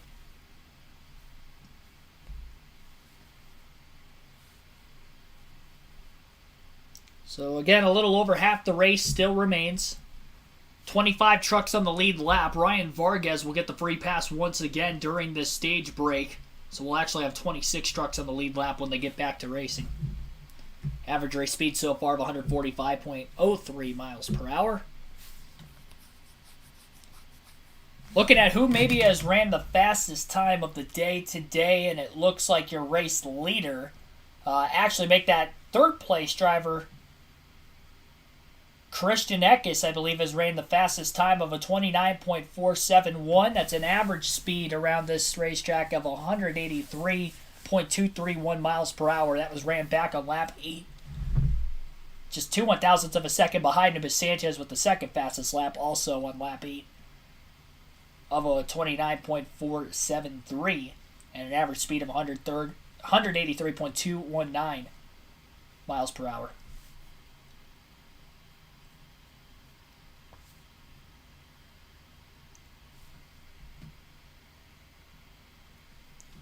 It's going to be tough to beat Nick Sanchez today. The restarts are probably going to be the best opportunity to be able to do so.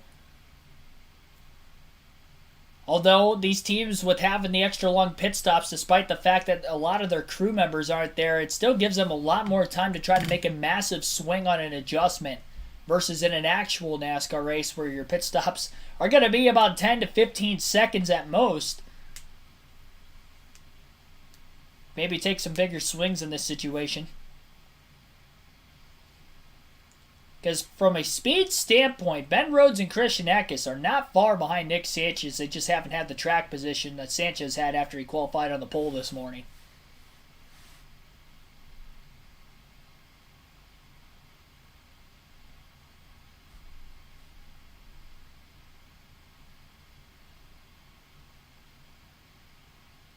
Three-minute stops actually mean about 15 minutes of caution. I'd probably say about 10.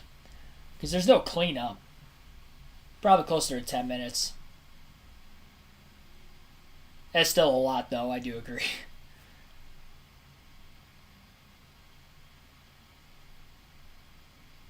It's like when you go to a local short track and they have a 100 or 150 lap like main event. They have like a halftime where they make adjustments halfway through the race. Fuel the cars.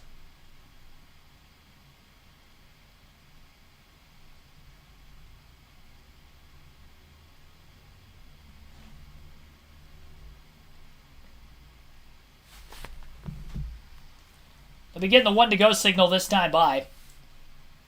I'd imagine Sanchez will elect the bottom. That has worked for him the first couple restarts. Inside of row 2, though, has been the trouble spot on the restarts. We'll see who will be on the inside of row 2 this time.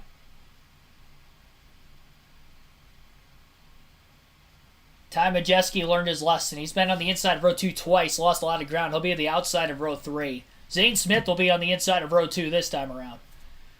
We'll see if he's going to fare a lot better. So inside of row 1 has been where you want to be on the restart, but you don't want to be inside of row 2.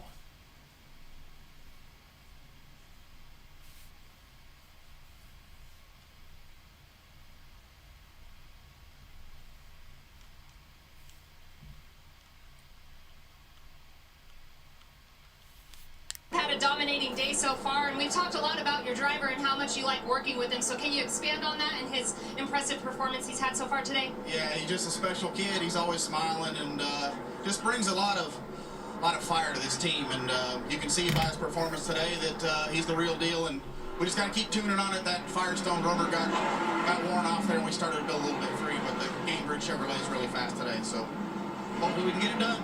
Thank you. Good luck with the rest of the race. That was crew chief Danny Stockman of the 2 truck of Nick Sanchez. Great start to the day for them. Winning stage 1, have led all but 2 laps so far of the 78. Still 90 to go, though, on the restart. Couple of 45-lap stints left in this one. Into the Geico restart zone. The green flag back in the air. Stage 2 underway at Texas. Sanchez gets another great launch. He's going to be clear before they even get into turn 1 this time. He didn't want to move up, though. Rhodes got a push from the 19 getting into the corner. And pulls back along the outside of Sanchez through 1 and 2. He will not be able to clear. They'll be door-to-door in the back straightaway for the race lead, and also side-by-side behind them for 3rd. Big block further back, being pulled on the 88 of Craftsman. Chase Purdy went all the way down to block him. Sanchez is going to be not quite clear off turn 4 yet. Rhodes hanging in there on the outside lane again. It's about how long Eckes has been able to hold on in the restart. Rhodes led his first lap of the race, but then when they go into turns 1 and 2, second lap after the restart, that's where Sanchez is able to finally pull clear, as he did once again. Zane Smith actually able to make the inside lane of row 2 work. Trouble off turn 2, back in the pack. The 45 truck is around. Caution's out for the 5th time today. Everybody scatters and misses. Lawless Allen went for a spin there.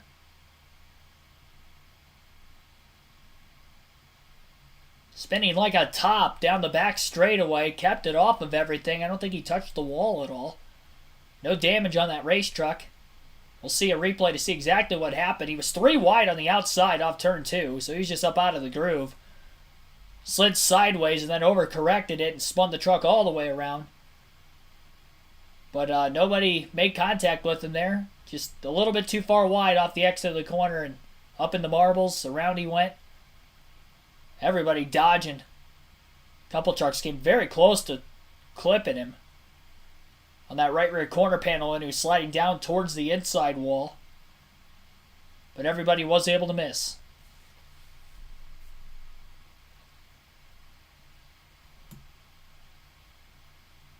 Wow.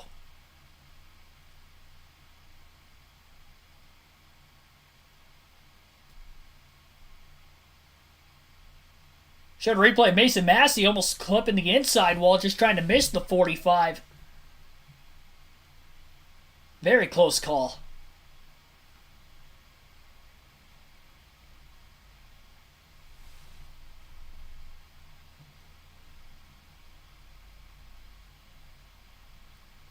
Fifth caution of the race, 3rd for incident today at the Texas Motor Speedway for the NASCAR Craftsman Truck Series.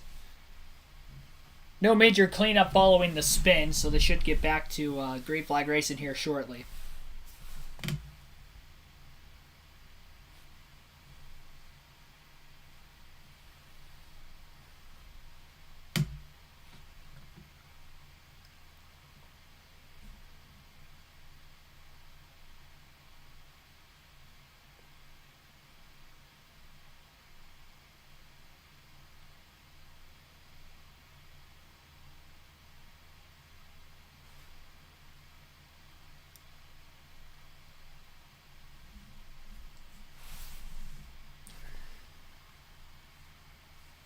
So again, caution number 5 in this one. It shows 7 on our screen, but we've only had 5. For some reason, it's saying we had like cautions after the red flag situation for the drivers and teams to make, well, not the drivers, but the teams to make repairs and adjustments on their race trucks. So only 5 cautions. But we have seen spins on restarts already today. Every spin we have seen today has been off the exit of turn 2. Truck just getting too far wide on the restart seems to be the issue. This time it was 3 wide, and there hasn't been any contact causing any of these spins either.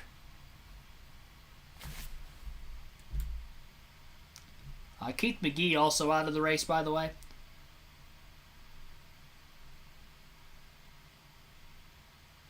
And Spencer Boyd will get the free pass during the caution flag in 27th place.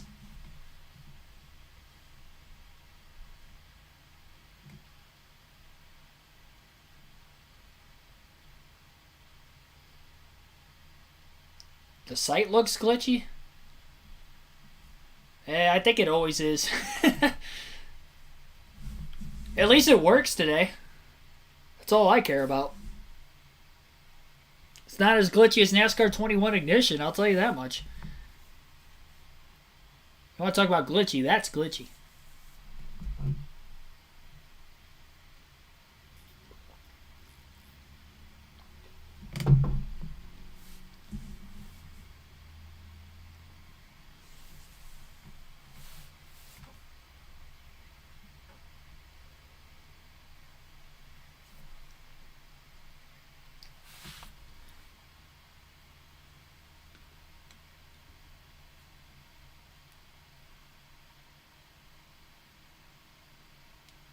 Showing a replay of what happened during the caution flag. I guess Ty Majeski brushed the outside wall off turn 4 when he was still battling side by side for about the 5th place position.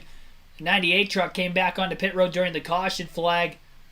And so Majeski has now fallen well outside the top 5. He'll be at the back of the field for the restart, but he is still in the lead lap in this thing. Green flag back in the air. Sanchez easily clears into turn 1 this time on the restart. No major charge on the outside being made by Ben Rhodes. He's still side by side for second with Christian Eckes off of turn 2. Sanchez going down to the bottom lane. He's just going to protect down onto the inside into the corner. I don't know if that's going to be the right way to go about it because Ben Rhodes is going to have a better entry into turns 3 and 4, though he still can't get alongside Sanchez because he's got the 19 underneath him, not allowing him to get as good of a drive off as he gets side drafted down the front stretch. Into turns 1 and 2. Rhodes still in that outside lane, trying to hold on. And he is going to be able to clear Eckes off the exit of the corner, so Ben Rhodes back into P2 once again. Dean Thompson will slide into 5th, clearing Corey Heim down into turn 3. Stays on the outside, though, behind Zane Smith. He's going to be in the dirty air in the middle of the corner. Stuart Friesen also on the outside of the 11. He lifts as he gets tied off turn 4, and Heim will clear for 7th place.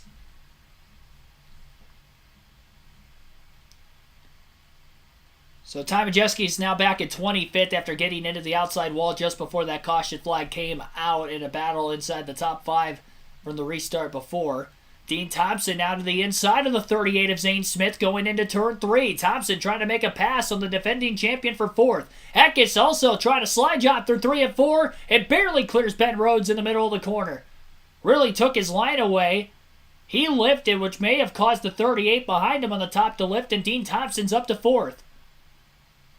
Corey Heim to the inside of Zane Smith as he's still stuck on the outside lane. Heim is going to be clear. Smith falls back to 6th. Friesen got tight off turn 2, and Taylor Gray makes the pass for 7th. Matt Crafton lost some time on the restart. He's now back to 15th after finishing 11th at the end of stage 1. Carson Hocevar still back in the 16th place position after starting in the top 5 as well.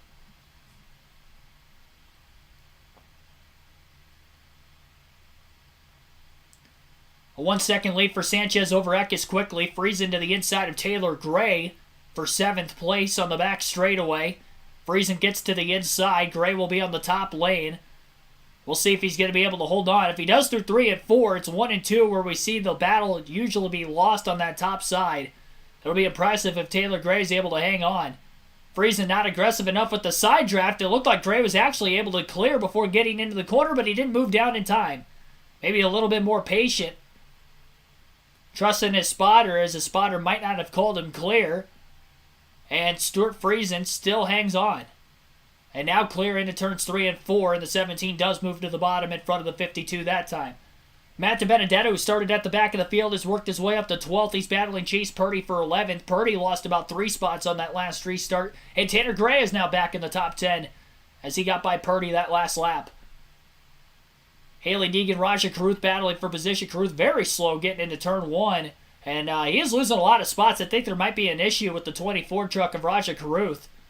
He is very slow on the back straightaway. And he may be on his way to pit road. Looks like there's some contact on that left front fender. It looked like him and Carson Hocevar got together off turn 4 that last lap. And Caruth ended up in the outside wall. So that is why Caruth is slow. He's limping his truck to pit road. Looked like the 42 just kind of moved up on him by the exit of the corner and stuffed him in the wall. Tough break for Caruth. Doesn't look like there's a lot of damage on the car, but definitely the letters rubbed off of that right front tire. And maybe he has a rub after making contact with the wall, similar to Majeski. Unfortunately for Caruth, though, still under green flag conditions.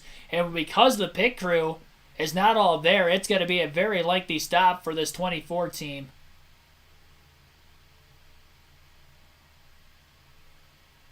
And they're going to end up... Yeah, they're going to end up losing a lot of time on pit road. Tough break. He's going to lose a couple laps here.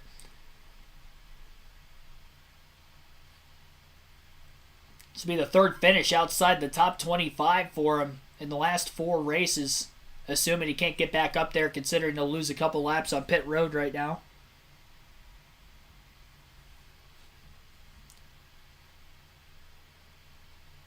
Still 30 laps to go yet in stage 2, and about 76 laps to go in the race. They're going to buff out the left front fender while they're at it before he rolls off.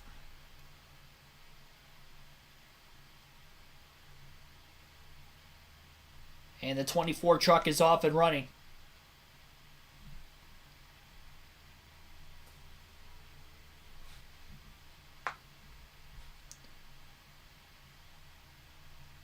Christian Eckes actually made a pass for second place on Ben Rhodes. Did they not show that on screen, or am I missing something? I remember they were side by side. Oh, yeah, that's right. Eckes did get around him. Yeah, Ben Rhodes cleared him initially on the restart, and then Eckes passed him back a few laps later. But he is not able to close the gap, it looks like, on Sanchez, despite moving into second pretty quickly after the restart. Dean Thompson hanging on to 4th place right now, holding up kind of a pack of trucks behind him. But a solid run for that 5 team so far.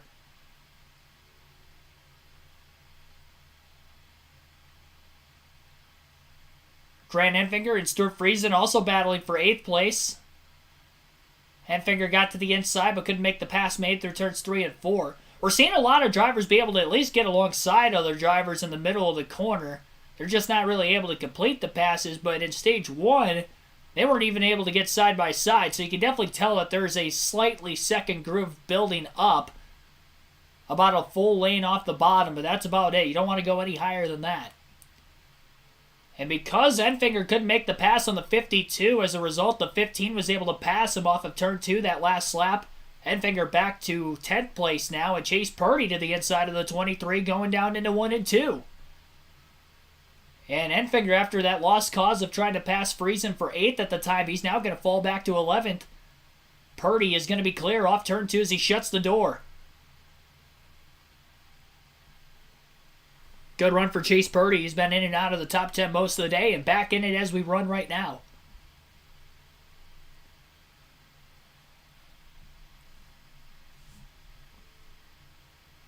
DiBenedetto up to 12th place, right behind Enfinger as well. And Matt Crafton, who fell to 15th on the restart, is recovered back to 13th and is close behind DiBenedetto and Enfinger for position as well. Grant Enfinger and Matt DiBenedetto running on the bottom lane. Crafton in that second groove in 1 and 2 had a great run off the exit of the corner. Dives it down to the bottom of the racetrack, gets by the 25, slides a little wide, and DiBenedetto's going to try the crossover. Again, battle for 12th place on screen right now. DiBenedetto down into turns 1 and 2. on the inside lane. Crafton up on the top where he ran to get the run, to get alongside DiBenedetto the last lap. Now he'll clear him this time off turn 2, and no crossover is going to be made this time around for the 25. Looks like a full screen commercial break right now on FS1. Your full field running order of the SpeedyCash.com 250 at the Texas Motor Speedway for the NASCAR Craftsman Truck Series will look like this. Nick Sanchez with a 1.1 second lead over Christian Eckes. Ben Rhodes is in 3rd. Dean Thompson in 4th place. Zane Smith in 5th. Corey Heim is in 6th place. Taylor Gray 7th. Stuart Friesen 8th. Tanner Gray 9th. Chase Purdy is 10th. Grant Enfinger in 11th. Matt Craft in 12th. Matt DiBenedetto 13th. Colby Howard 14th. Carson Hocevar is 15th. Ty Majeski at 16th, Jake Garcia 17th, Tyler Ankrum 18th, Jack Wood 19th, Haley Deegan is 20th. Brett Holmes in 21st, Chris Wright 22nd, Mason Massey 23rd, Lawless Allen 24th, Ryan Vargas 25th, and he is the last truck on the lead lap right now. Spencer Boyd in 26th, Josh Reum 27th, Roger Grew 28th, Daniel Dye 29th, Armani Williams is 30th, Trey Hutchins 31st, Matt Mills 32nd, 33rd, Keith McGee and Chad Chastain 34th. Both McGee and Chastain out of the race. Everybody else still in the race, and again, 25 trucks on the lead lap. We are midway right now through stage number 2. About 21 laps to go in the second stage. Final stage, 45 laps in length. We're going to have one more pit stop. It'll be during the stage 2 break. And again, the teams will get a 3-minute red flag period to try to make adjustments on those race trucks due to this being a standalone truck series race at Texas with the Xfinity and Cup teams in Richmond this weekend. A lot of these teams are undermanned for the race weekend, so they do not have their full teams. We've seen this with the Truck and Xfinity series at standalone events over the last handful of years, so no surprise here today that they're doing that once again. Usually don't see it on the ovals, though. I believe this is the only oval race. No, this is not the only oval race. I forgot. IRP and then Milwaukee also for the Truck Series. We'll see this later this season as well. I don't think the Xfinity Series has any standalone ovals, though, because they don't race at Iowa anymore. But the Truck Series will have a couple more. And those 2 races are in the playoffs also. Those will be the first 2 playoff races for the Truck Series at Milwaukee and IRP later this year. Lucas Oil Raceway. Indianapolis Raceway Park, formerly known. Yeah, just 2 Fords inside the top 10 today. ThorSport kind of been struggling for most of the day. Ty Majeski was up in the top 5. He's pushed himself back to 16th. He got in the wall right before that last caution flag came out. He's lucky that they got the caution, so he was able to come to pit road during the yellow flag to pull the fenders out and change those right side tires.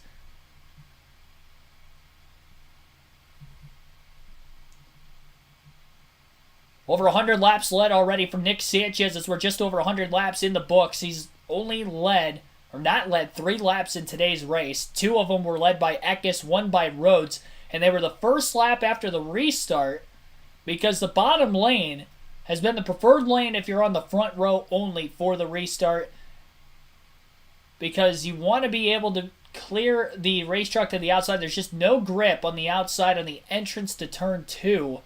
And that has allowed Sanchez to pull clear every time. They can hold on for about a lap, and that's about it on the outside when they're side by side. Ben Rhodes creeping back in on Christian Eckes. Zane Smith has not been able to pass Dean Thompson yet, and actually those guys who were 4.5 seconds off the lead are now only about 3 seconds off the race lead. I believe Nick Sanchez has been having to deal with lap traffic. Eckes and Rhodes are now less than a second off the lead all of a sudden. Still 16 laps to go yet in this second stage, sorry.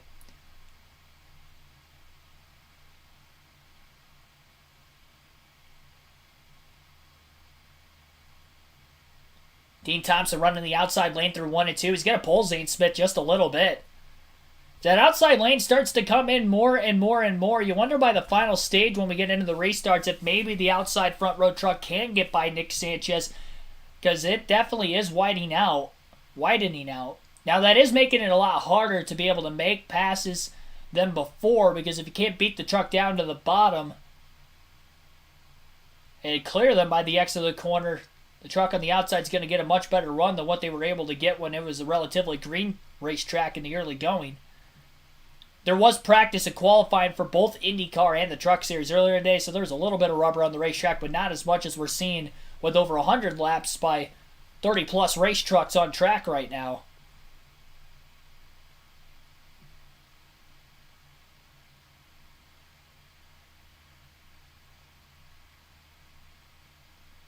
Put 100 for any Ford to win pace, 450. Man.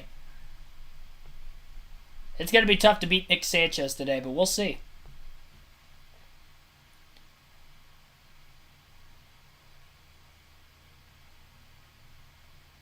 I think it was just lap traffic that was holding Eckes back the last lap or so, because he dropped another 29.9 that last lap, which was quicker than Eckes in second. The lead got cut down to about 0.6 of a second. Now it's right back to about 0.8 of a second again. Sanchez reeling himself in.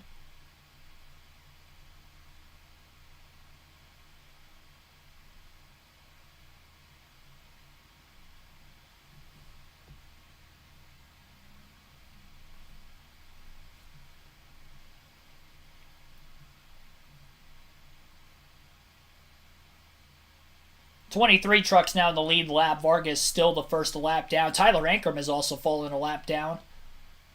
He had contact back at stage 1 before the competition caution on a late restart before the comp yellow. And I think that has caused maybe the car aerodynamically to not be quite as fast on this 1.5-mile racetrack. Fastest 1.5 miles that these teams will be going to this season outside of course, Atlanta, which is now a super speedway. Or at least races like one despite being 1.5 miles in length. So aerodynamics definitely important here at Texas. Crucial that he has that experience this year to give feedback to the team on what adjustments he needs. Now, early on in the race, he was really tight, but he didn't want to loosen the truck up because he was afraid it was going to come to him later in the run. But that stage break, the truck was extremely tight, and now he's extremely loose. So they're still working on that communication to get that 11 exactly where it needs to be. The team did, however, tell him it looks better from our end, even though it might not feel that great for you right now. That's what as a driver, I'm going to tell somebody, we ought to try to drive this thing. Then you get really frustrated out there behind the wheel when you're trying to explain what your truck is doing, and they say, well, it looks all right to us. Corey Himes had his hands full. He was on the tight side, then he's to the loose side. But they will have another shot at it. 9 laps to go in stage number 2. They'll be able to bring him in, work on him again, fill him up with fuel, put those tires on him. Got a couple teammates right behind him, the Gray brothers, Taylor and Tanner. There they are, Phil. You raced against your brother, and I did mine. That's kind of an interesting dynamic, isn't it? When you're doing battle with your brother. We've seen them do this 2 weeks in a row. I think the younger brother always is sort of intimidated of the older brother, give him a little bit of space, but you never know with teenagers these days. I know. Taylor might just say, heck with that, I'm going to go. They had a little rub-in-his racing incident, I think, at Circuit of the Americas, and it was the older brother who prevailed. Taylor got just a little bit loose trying to go underneath Corey Hine. There's the brothers right there, 15 and 17. They were close, just inches apart. Did Tanner decide to jump behind Corey Hine to try to give him a little bit of help? Now Taylor's going to slide right up in front of his brother, Tanner. Instead of Reese is going to close in while they're doing that. Wow. He says, you guys just work this out amongst family. I'm just going to stay right here.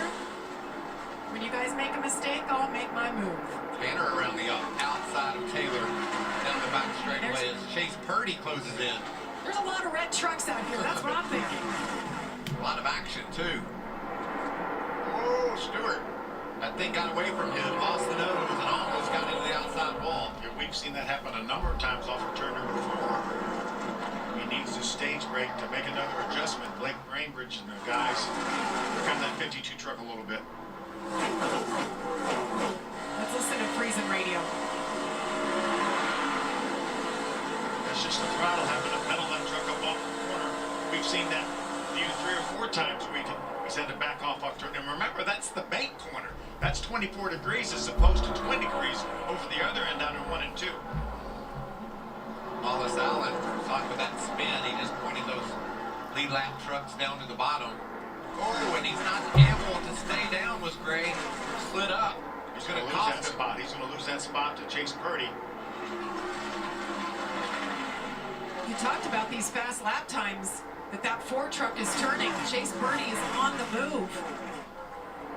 Taylor wants that spot back. That's a point here with just 4 to go.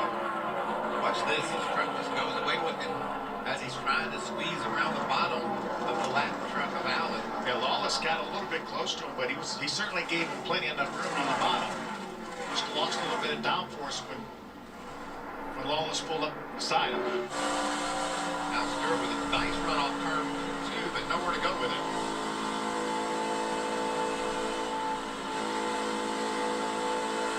Stewart just cannot get off of turn 4, it looks like. How competitive is the Truck Series? That last time by Matt Craftsman down in the 12th position was the fastest guy on the track. And look at Dean Thompson. Dean Thompson to the inside of Ben Rhodes for third place into 3 and 4, but the lap truck in the number 12 going to get in the way. Thompson has to slide to the outside now off of turn 4, right in front of Zane Smith, who is also closing in on the 99. Really, the entire top 5 all within 2 seconds of each other now. At one point, they were 6 seconds apart during this green flag run. Eck is still a full second behind Nick Sanchez at the front of the field with a lap and a half to go yet in stage 2. Matt Crafton passes Stuart Friesen on track for 10th. Looking to get a stage point. Friesen has fallen back. He finished 8th at the end of stage 1. Fallen back a few positions and now isn't looking to get any stage points unless he can get back by the 88. Almost did. Went to the inside through 3 and 4. Couldn't make the pass. Now Grant Enfinger's got to run at him for 11th going into turns 1 and 2. And it looked like Enfinger maybe got a little tight as he didn't get to the bottom soon enough. Off of turn 4, Nick Sanchez going to sweep the stages today at Texas. He's led all but 3 laps so far today. His first 2 stage wins of the season come today. Christian Eckes will finish in 2nd in stage 2. Ben Rhodes 3rd. Dean Thompson 4th. Zane Smith 5th. Tanner Gray 6th. Corey Heim 7th. Chase Purdy 8th. Taylor Gray 9th. And Matt Crafton will round out the top 10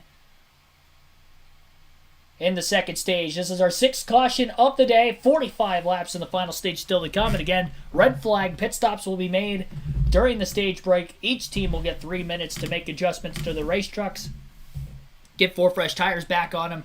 Top them off with fuel. And then we'll race to the finish on the other side of those stops. Just over 100 people watch right now. Again, appreciate everybody tuning in here this afternoon. Be sure to like and subscribe for more daily NASCAR content. 69 likes on the stream so far. We are just 10 away from where we had in the Xfinity race live commentary stream earlier today, so we'll see if we can top that in our second race of our doubleheader here. Cup Series live commentary will begin tomorrow on the channel at 3 p.m. Eastern Standard Time as well. Again, 3 p.m. Eastern Standard Time tomorrow. We'll go live for our Cup Series live commentary, race predictions, as well as some other, well, I should say race predictions for drivers who you should maybe not have in your fantasy lineups, some betting advice for specific drivers, all last minute before the start of tomorrow's race.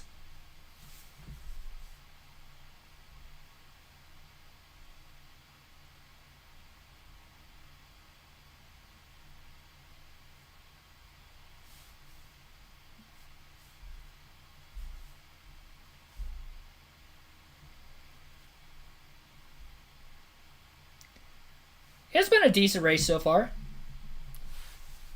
I'd almost argue that the race so far may be better than the race earlier today. I don't know.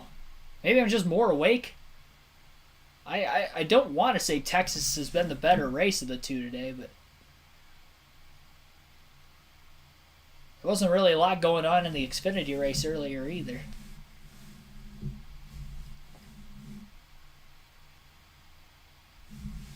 I didn't like the cautions breeding cautions at the very end either. I know that seems to happen a lot, but hate to see a decently clean race come down to restart after restart after restart at the very end. I mean, it's all right if we have that every now and then, but I feel like it's like every other weekend in NASCAR nowadays. So that's the problem with it. You know, when it used to happen a couple times a year, it was like, oh, you know, it's going to happen. But now it feels like it happens a lot. So it gets kind of tiring seeing that. Hingo, thanks for tuning in.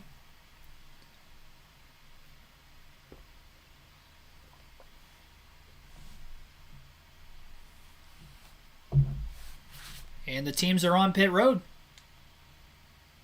Each points earned today. He's won 20 points. He earned those.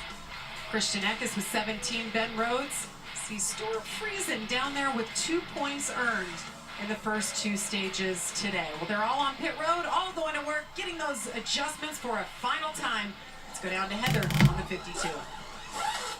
Well, for Stuart Friesen and team, they were hoping to get a few more stage points than that, but they're happy with getting some stage points because that was the goal coming into it today. He did say that the truck feels pretty good right now. He's been happy with the balance. He said he's tight early on in the run, and the truck gets better as it goes. So he really likes the way that 52 feels, and of course he's got that new sponsor on there, and the sponsors are on the pit box watching tonight, hoping for their first win in their first start. Also, just a quick update here on our stage 1 and 2 winner. Nick Sanchez, he says he fires off really good, which allows him to manage and build a gap on the other drivers, but they're going to make a little bit of an adjustment here for him to make him better on the long run. And then also the 5, he said, please go in the same direction here. I still need a little bit more rear security there for Dean Thompson. Jamie Howe? Just a little further up pit lane in that number 19 machine, Christian Eckes, he told his crew chief Charles tonight that he needed to adjust the air pressure so that he could get it to last a little bit longer to the end of the stage. He finished second here last year after leading for 40 laps. He said he has unfinished business. He got as many stage points as he think that they could, but in order to go for that checkered flag, he's going to need that a little adjustment for these last 45 laps. So I'm going to move forward to Zane Smith, the points leader, who was frustrated after that 18th place qualifying, but he said the adjustments that we make, that's our advantage. I just talked to his crew chief Chris Lawson, and he said we're in a little bit of a pickle here. We're kind of married to what we have, and it's not working to advance any further for Zane. He said in dirty air it is the worst truck that he's ever had. All they can do is work on it to get to fire off a little better and give Zane the opportunity to be able to get into clean air, maybe get ahead, but once he gets caught up in the pack, he has nothing he can work with. Thank you, ladies. Yeah, it looked like they thought about it a little bit on the 38 truck, and then you saw the wrench go in, like, okay, I guess we're going to make a change here. We want to be better, so let's not stay the same. We'll have the restart on the other side of the commercial break. We will have our final diecast looking of the day. Means we're at the end of stage 2. We do this at the end of stage 2 of every live commentary live stream on the channel. This guy came out of retirement to run a truck race a few years ago and ended up winning the race, and that would be Mr. Greg Biffle. I had a Busch Series diecast of him from the early 2000s to the number 60 Charter paint scheme. Today, we've got a Cup Series paint scheme, maybe one that you guys are more familiar with. Of course, a good-looking 3M paint scheme. I'd say one of the more underrated schemes in NASCAR from the late 2000s to early 2010s. I'd say in the Car of Tomorrow era for sure. It was a solid-looking scheme. Maybe not every year it was solid, but I believe this one from 2013, very solid. And this was the first year, or sorry, no, this is 2012. It's 2012 because this is still the Car of Tomorrow. This is a 2012 diecast, though, for Greg Biffle 3M. Honestly, one of the cleanest looking cars I have, as far as like it just looks like it pops better for whatever reason. I don't know if it's because it's newer. That could be. Because honestly, of all the diecasts I have, this is one of the newest ones I think I have. Outside of the Ryan Blaney diecast and then a Kevin Harvick Subway scheme from a couple years ago. I also got an Austin Dillon scheme too. That's yeah, that's about it. Definitely one of the newer diecasts I have.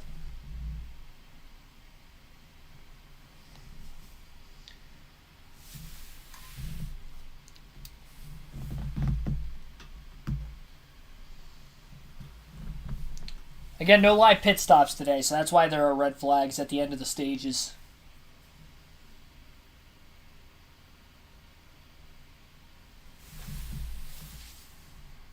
No live pit stops.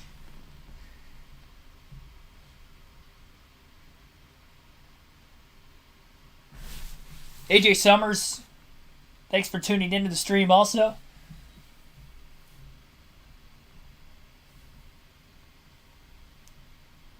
And final stage will be very, very soon.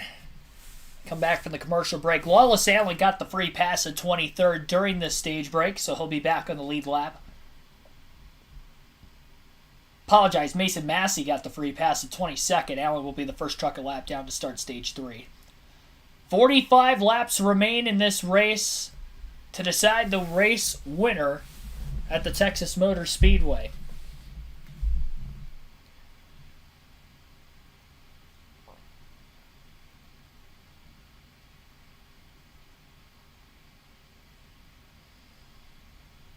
Who is going to get it done in the Lone Star State? Second straight week in the state of Texas for the NASCAR Craftsman Truck Series. And they'll be racing again next week at Bristol on dirt Saturday night. We'll have live commentary for that one as well as the Cup race on Sunday for Easter.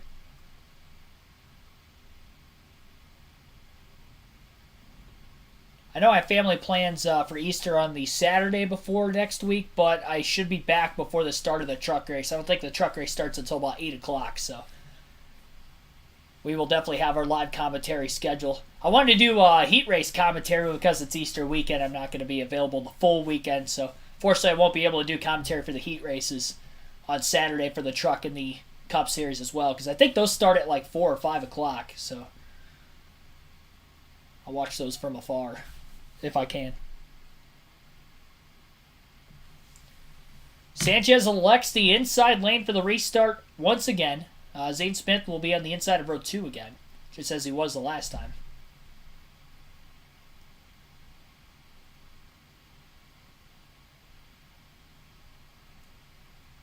Row 2 on the restart will be Zane Smith, Ben Rhodes. Eckes on the outside of row 1 with Nick Sanchez. And then row 3 will be Tanner Gray, Dean Thompson. Actually, Ben Rhodes and Dean Thompson will be in row 3.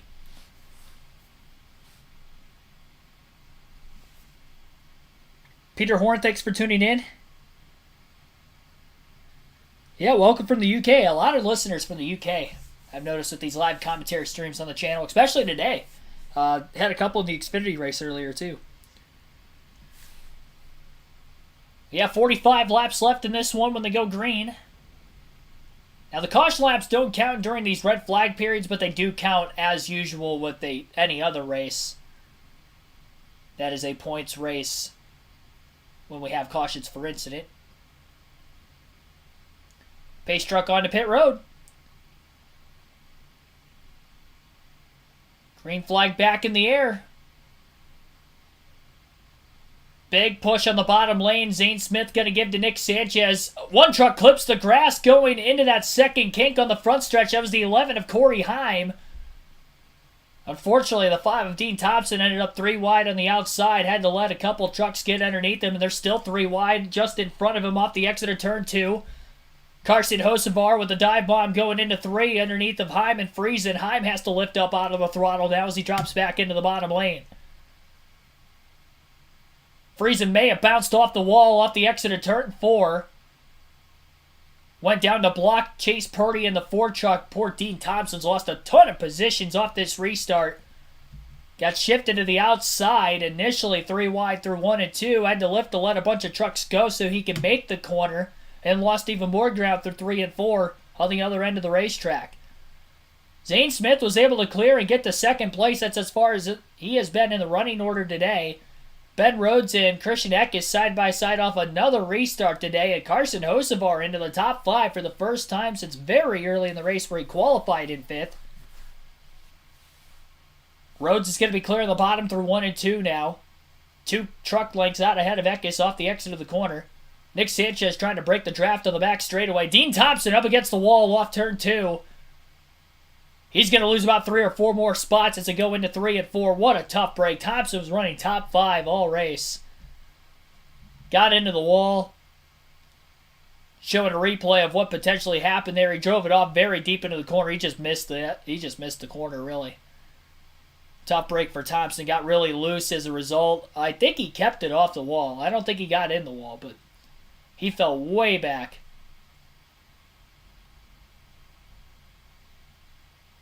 Looks like Thompson's back in 19th now. Truck in the wall off turn 4. Taylor Gray in the 17 compounds the wall really hard. Truck zooming by to the inside as we stay under green flag conditions. He may have to come to pit road to pull the fenders out. Seen a few other trucks get into the wall off turn 4 on the restart so far. Taylor Gray, another victim. He was on that outside lane, got up out of the groove just a little bit too much, pancaked the wall. Everybody scatters by to the inside as he loses a handful of positions. Zane Smith is closed on Nick Sanchez with 40 laps to go at the front of the field. Sanchez has led all but 3 laps today, and Zane Smith is putting a charge on the 2 truck. They made some changes to the 38 truck of Zane Smith, and he is all over the bumper of Nick Sanchez. This is as close as anybody has been to Nick Sanchez after 1 or 2 laps after the restart. And you can see there's 2 of them that are there. Ben Rhodes is coming as well. You kind of like the experience, though, of Zane Smith and Chris Lawson. They can talk to each other. They've been there. They've done that. They can make those adjustments, and I think that's what you're seeing right now. But look at Nick. He just works that track, tries to get down low so his wake isn't something that Zane Smith can use, and it looks like it's being effective. Look who's joined the top 5. Carson Hocevar in the 42, back up there in the top 5. And brothers continue to battle there. That's right outside the top 10. Tanner got really loose in the 15 truck. Taylor was able to get by in the orange 17. Jake Garcia, the 35, is trying to grab that spot. Down on the bottom, Tracy Garcia. Look at all these guys diving and switching lanes, getting all they can get here in the final stage in Texas. Jake Garcia's had his hands full at times today. Shown in 12 now and finished top 10 in Las Vegas and really impressed us. Jumped in that truck there. He had just turned 18, so he was legal. He'll run full-time this season, so having another really nice run here in Texas. And you look at the truck he's racing around, Tanner Gray, the 15, who's had a couple top 10s already this year. He's in front of Grant Enfinger, multi-time winner here in the series. Yeah, this is impressive. He does it every week, too. I like where he's at. Let's get an update on Zane Smith. Jamie. For Zane Smith, his spotter this weekend is Matthew Long, who is the normal spotter for Romain Grosjean in the IndyCar Series. He just came over the radio and he told Zane that the bottom lane in turns 1 and 2 is not working the same way that it was earlier in the race, and that he needs to adjust his line in order to get closer to Nick Sanchez. That'd be pretty cool if you're a spotter and you win a race. Somewhat working out for him because he's got to run this time into 1 and 2. He runs a half a lane wider on his entry than Nick Sanchez, but seemed to have lost the front of his race truck. And now Ben Rhodes is going to try to challenge Zane Smith for second on the back straightaway. Every lap that Zane Smith has been close to Nick Sanchez following this restart, Sanchez on the back straightaway will move to the inside trying to break the draft.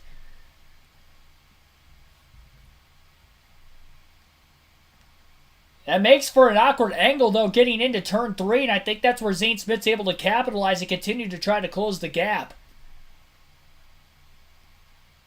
Side by side for the lead. Zane Smith got to the outside. Sanchez almost got into him, and now Ben Rhodes to the inside of the 38. He'll take second into turn 3. An aggressive side trap by Nick Sanchez pulled him clear. Now Rhodes slides off turn 4, almost gets into the outside wall, and Smith will take second over again. Christian Eckes in 4th place is now starting to close in on these 3 that are challenging hard for the lead. Nick Sanchez around the bottom lane through 1 and 2. The 3 trucks 2nd through 4th behind him ran that outside lane through that corner, and they're definitely gaining ground on that end of the track. Turns 3 and 4, Zane Smith running a lot wider than Nick Sanchez again as well. Winner already this season. He's stalking the young rookie, Nick Sanchez, looking for his first career victory. Watch what happened when Zane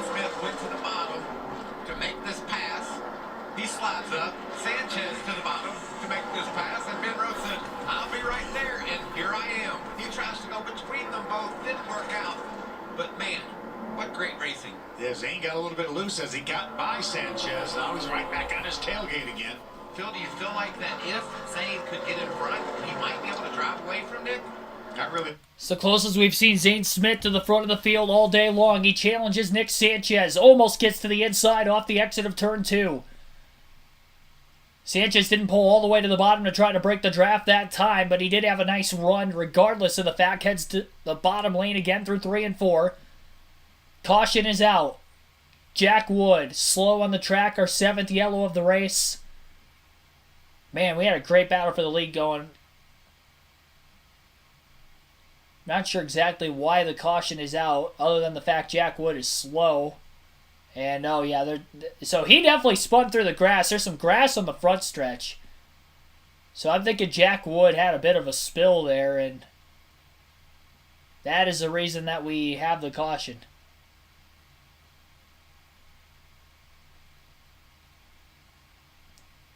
Jack Wood got the wall off turn 4 and then ended up taking a drive through the grass as a result, but luckily the splitter did not dig into the grass on the front stretch. Must be pretty dry at Texas this weekend. A little bit of overheating going on in the 51 as they're going to take the trip down to pit road, trying to get all the grass cleaned off of the grill of the race truck. Off and away he goes to stay on the lead lap. Truck fairly clean though. Didn't look like he really pancaked the wall too hard. They didn't really pull the fenders out on the right side of the race truck, but that will bring out a caution. First time in the final stage we've seen a yellow. A great battle for the lead going on between Nick Sanchez, Zane Smith, Ben Rhodes, leading up to that yellow flag. And we're going to have a restart coming up once again. Nick Sanchez has been pretty good on the restart so far, and he definitely will be very tough to beat. Now Wallace Allen will get the free pass during this caution flag to get back on the lead lap.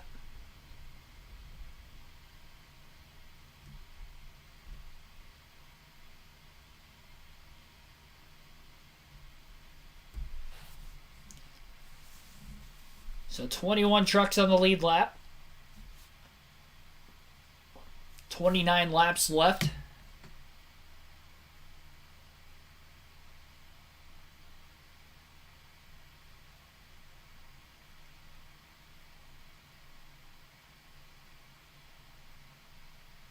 Need someone to mow your lawn? Just call NASCAR driver.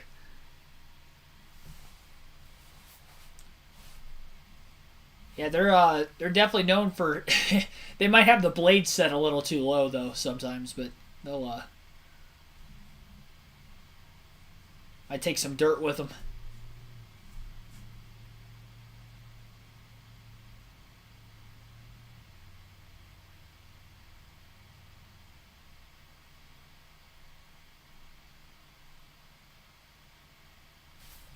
We'll take our final break of the race during this commercial under the caution flag after the 51 of Jack Wood went through the grass on the front stretch, kicked a lot of it back onto the racing surface after a slide on the exit of turn 4. There was no contact. That was the first time we've seen somebody, I mean, it wasn't really a spin, but first time we've seen somebody get that loose off turn 4. We've seen some drivers bounce into the outside wall in that corner, but all the spins today have been off the exit of turn 2 so far, specifically on the restarts when they're 2 and 3 wide, a little bit too far out of the groove. Groove is definitely widening out as the rubber has been laid down in turns 1 and 2 in that outside lane, even a little bit in turns 3 and 4 as well. But there is a fine line where you're really only able to run about a lane, maybe a lane and a half at the most, off the bottom in 1 and 2 to make it work. Anything higher than that, we've seen a lot of drivers get out of the groove and lose momentum, and they end up losing a handful of positions as a result.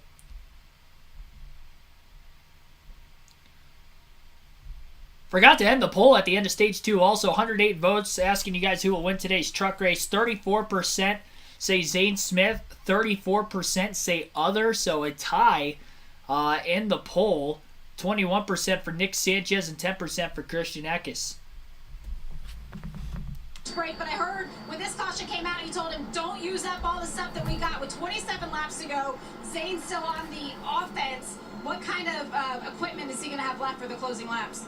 I don't know. We'll see. I don't know how hard he's been going or how much we got left. The fall off hasn't been very much, so more than anything, just not using up the fronts. We've been getting tight longer into the run, and I feel like that's probably going to be, if anything gets us, that's what it's going to be. So he just needs to, he's doing all he can. We need to get by the 2 to really make sure we can win this thing. But if we stay behind him, it's going to stay tight and it's going to get rough. All right, he's got that bullseye on the back of the 2, Heather. And Carson Hocevar's crew chief here now with us, Phil Gold. Phil, earlier today, you had a little bit of an issue on a restart, so what are you telling Carson to do better here when we go green? It's really just luck of the draw. We didn't get a good launch and got put middle of 3 wide, just went backwards, and it's just passing is treacherous, and we've just been scratching and clawing all day to try. And actually, that last restart, we had some brakes go our way for a change, and these restarts are wild. That's where you do all your passing, so. Now the fans want to know, why didn't you jack the truck? I got overruled. We have some extra help, and they didn't want me out there, so. They got extra help. Wink, wink. Jamie? Darn it, I wanted to see what Phil Gould could do as a jack man. We had 3 minutes. I think he's going to be okay. There's this truck, Carson Hocevar, rallied back from being down in 18th spot. Little contact a couple of times during the course of this event for Carson, but in the top 5 now. That young man's day is coming, Michael. He hasn't won a race yet, but he has been oh so close. 4 times he's finished second. And then he dominated Charlotte last year, just wrecked late, racing for the lead. Ryan Preece was the short end of that stick. He wasn't happy about that. Well, racing's hard. We're getting ready to see it get even harder. That's right. The laying on that right rear quarter panel is getting ready to ratchet up. You lay on that right rear quarter panel, the guy on the inside gets loose. It's harder to drive your truck that way. It's risky, but like Phil Gould said, when you get down to the end, you got to pull out all your stops in order to be able to win this race. Guys, we've seen Nick Sanchez close the deal in the ARCA Menard Series, haven't we, Jamie? He's been to victory lane 4 times in the ARCA Menard Series, and they weren't all easy, so he knows how to close them out. If he can just keep Zane and Ben and those other guys behind him and get this lead. I think it's going to be tough. I think it is too. Nick Sanchez has grit, and he's in great shape, so he doesn't fall out of the seat. He stays up on the wheel. I don't feel like he gets really intimidated. I think he's taking this as a learning experience, but it's kind of hard to learn when you're the one leading all the veterans, right? Exactly. 25 laps to go on the restart.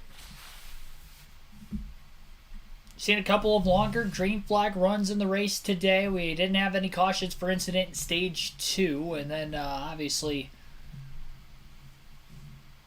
didn't have any cautions for incident either following the comp yellow towards the end of stage 1 in a similarly long green flag run, so this could be the final restart of the race.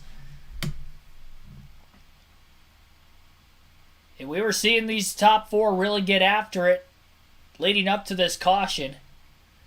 Slightly older tires for everybody, so we'll see if they'll all take off well. Into the Geico restart zone now. Green flag back in the air at Texas. Sanchez on the inside of row 1 of the restart. Zane Smith on the outside of the front row this time around. Down into the first turn. Ben Rhodes is on the inside of row 3. Slips up a little bit in the center of the corner. Almost gets tagged from behind. Eckes ended up holding up. Also, Hocevar up the middle, 3 wide, trying to take over third. What a move by Hocevar as he clears the 99. Not clear yet of the 19. Matt Craftsman inside the top 7 now for the first time as well as he passed a few trucks on the restart. And Stuart Friesen now in the top 5 for the first time all race. To 5th behind Hocevar, who got his way up to 4th. He couldn't clear the 19 of Eckes. Eckes gets to the inside of the 38 of Zane Smith. Can't make the pass. Sanchez is clear of Zane Smith for the lead by about 2 truck lengths on the back straightaway. Trying to break the draft as he's been doing all final stage long. Down the back straightaway before zigzagging back to the top, entering the corner. Same line as Smith in the center. Zane Smith seems to be driving a lot better in this final stage, though, than the race leader. We've got another caution. Off of turn 4, Dean Thompson has gone around. Oh, heavy impact! Way after the caution! He gets drilled by multiple race trucks that were still driving by at full speed. And he gets T-boned multiple times. Wow. Thompson is out of his truck in a hurry. He is definitely in some discomfort. He is now sitting down outside of his race truck. Multiple hard hits by trucks at the tail end of the pack have just creamed the 5 truck of Dean Thompson, who is sitting backwards in front of the field. My goodness, this is probably going to be a red flag situation here. Terrifying accident. Gus Dean's very slow getting out of his truck as well. He was one of the trucks that hit him.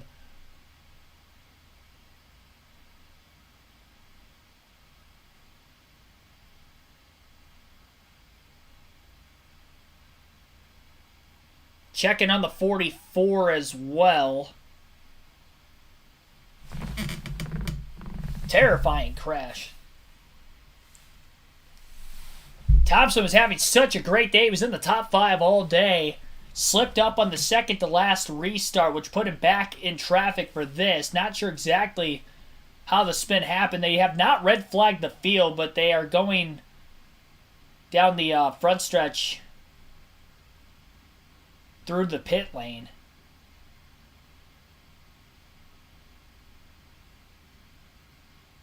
I don't know if the spotters didn't tell them that there was a wreck on the front stretch. That was way after the accident had already happened. Caution flag was out for a good 15 seconds or so. And then they showed Thompson sitting backwards after the caution flag was out. And he just... I mean, it was the final couple trucks at the tail end of the field that T-boned him. It almost looked like one of those like ARCA brake situations. But they do have the stretcher out right now for maybe just in case. Hopefully nobody's going to need it.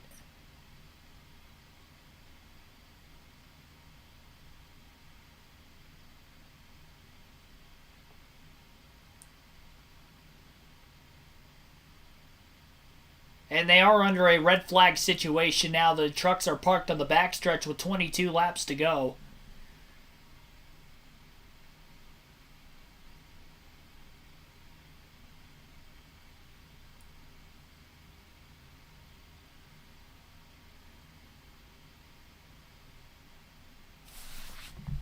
You don't want to have to mess with that as a driver. You'd rather do it yourself.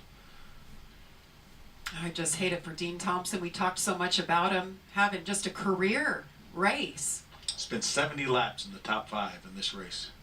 Thompson is still sitting outside of his race truck right now. 22 laps to go as cleanup continues. Some destroyed race trucks. Now let's look back at exactly what happened here, gentlemen.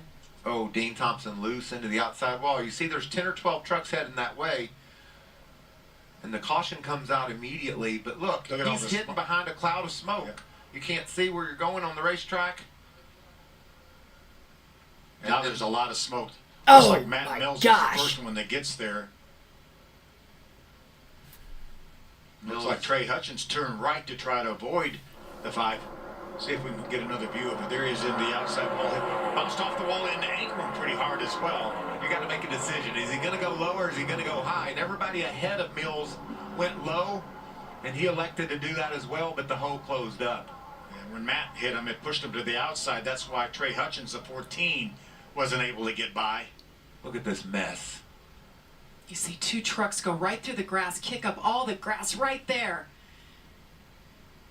What a hit. Ankrum has a lot of damage too. We saw him hit the outside wall coming off 4. They also hit the wall just past the start-finish line.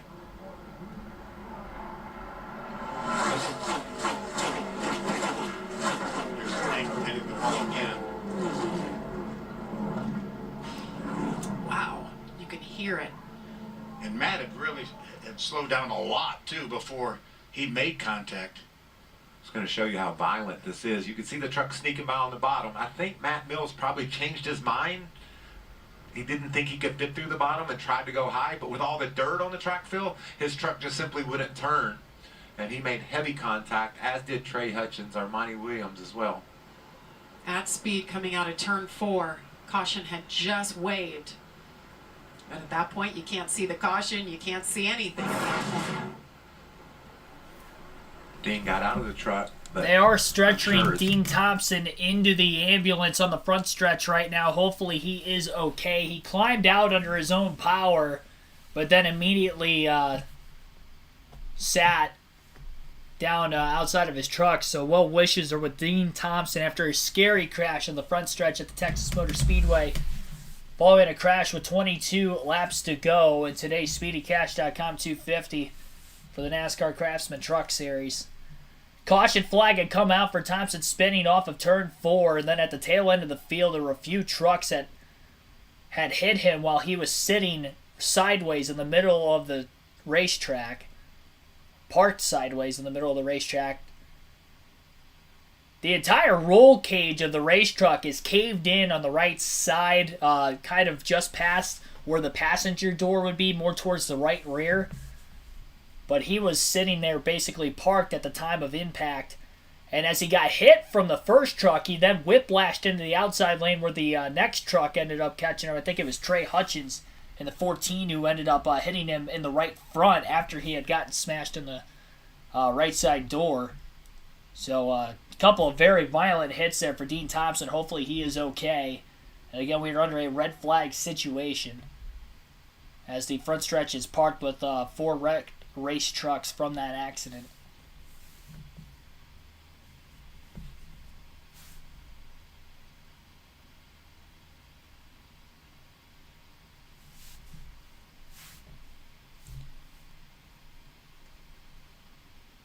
If we get any medical updates on Dean Thompson before the end of this race, I'll let you guys know.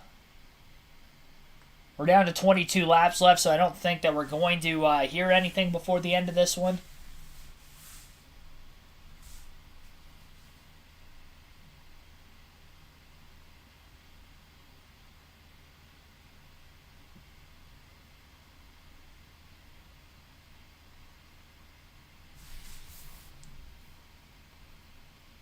But again, red flag conditions, 4-truck crash off of turn 4 on the front stretch. Drivers involved in the crash were Dean Thompson, Armani Williams, Trey Hutchins, and Spencer Boyd. Was it Matt Mills or Spencer Boyd? I might have to go back and look at that. I can't. They're under commercial. I can't rewind it. I think it was Spencer Boyd, but I could be wrong on that.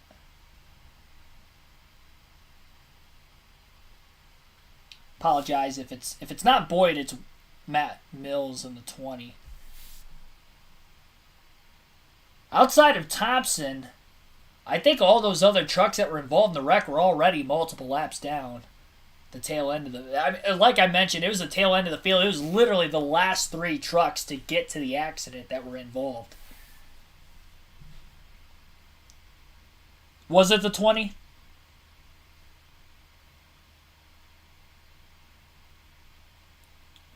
Sports 6420. Thanks for tuning in.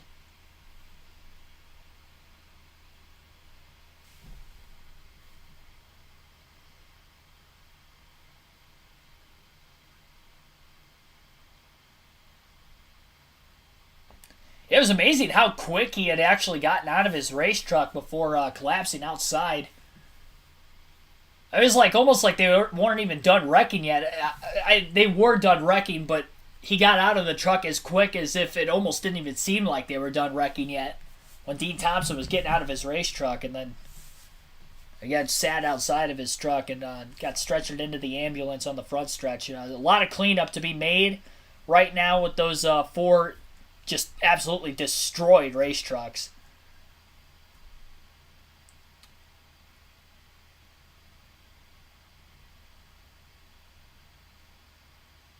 So again, red flag situation here at Texas. A lot of cleanup to be made on the front stretch after what was a pretty good race up to this point, especially in this final stage. Great battle between Zane Smith and Nick Sanchez throughout this entire final stage for the win.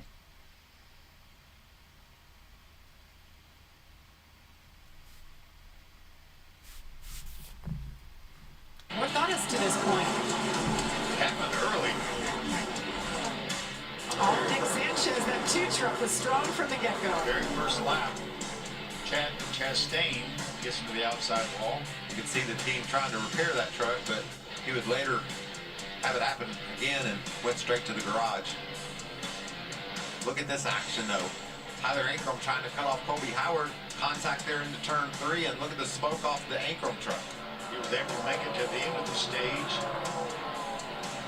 That was won by Nick Sanchez for his first ever stage win here in the Craftsman Truck Series. See a spin off turn 2, a 360. What a great job hanging onto his truck, and driver's just driving through the smoke and barely avoiding Lawless Allen as he went for a ride off turn 2. Great battle here lately. The 38 of Zane Smith. What about jumping Lane? by the 2, and it didn't last long. It lasted about 200 yards. And oh, by the way, here comes Ben Rhodes to grab the second spot for a moment. First time Nick Sanchez has really been pushed for the lead, so we had a heck of a battle going until this moment. Terrible crash off turn 4 when Dave Thompson gets loose and slipping and sliding through the dirt and grass. Kept some truckers that just couldn't get their vehicles into that infield grass below Dean Thompson. You know, it's amazing when we saw Dean Thompson get loose, how little room you have when you lose that grip, Michael, how quickly that outside wall comes up like it did for Dean Thompson. And just think about, Phil, how narrow that part of the racetrack is with dirt and grass on the track. I mean, it's a pretty sharp turn anyway, and you have all the debris and can't see where you're going. Almost unavoidable for some of those drivers. Cleanup continues. We're going to step aside. You won't miss anything on side by side, but we will get them back going. 22 laps to go from Texas. So back under a commercial break here, again still under red flag conditions. It looks like most of the cleanup is done, so they should be back at least to yellow flag here before long. Following the wreck. David Kiss, thanks for entering the chat, just tuning in. Asha G, welcome to the stream as well. Derek Booth. Tim Irvin.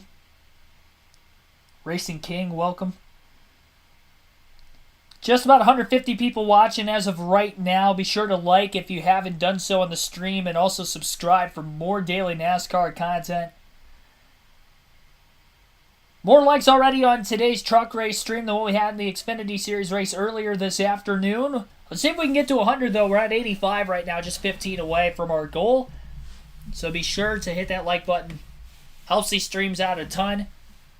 And we will still have one more this weekend. The NASCAR Cup Series race at Richmond tomorrow. That race will be on Fox Sports 1. So if you're unable to watch the race, tune in. We'll have live commentary coverage as we are having right now for this truck race. Again tomorrow for the Cup Series. Our coverage will begin at 3 p.m. Eastern Standard Time for that one.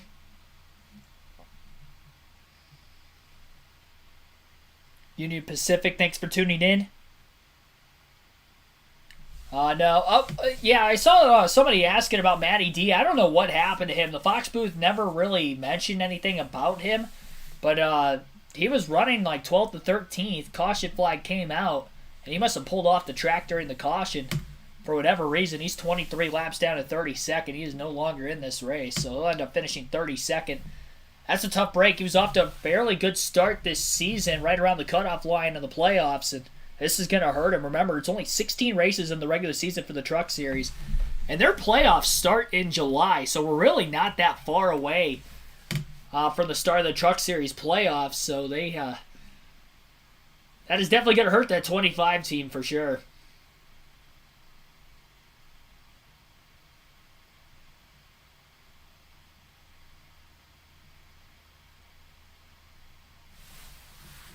Going to interview a couple of crew chiefs on pit road during the red flag condition.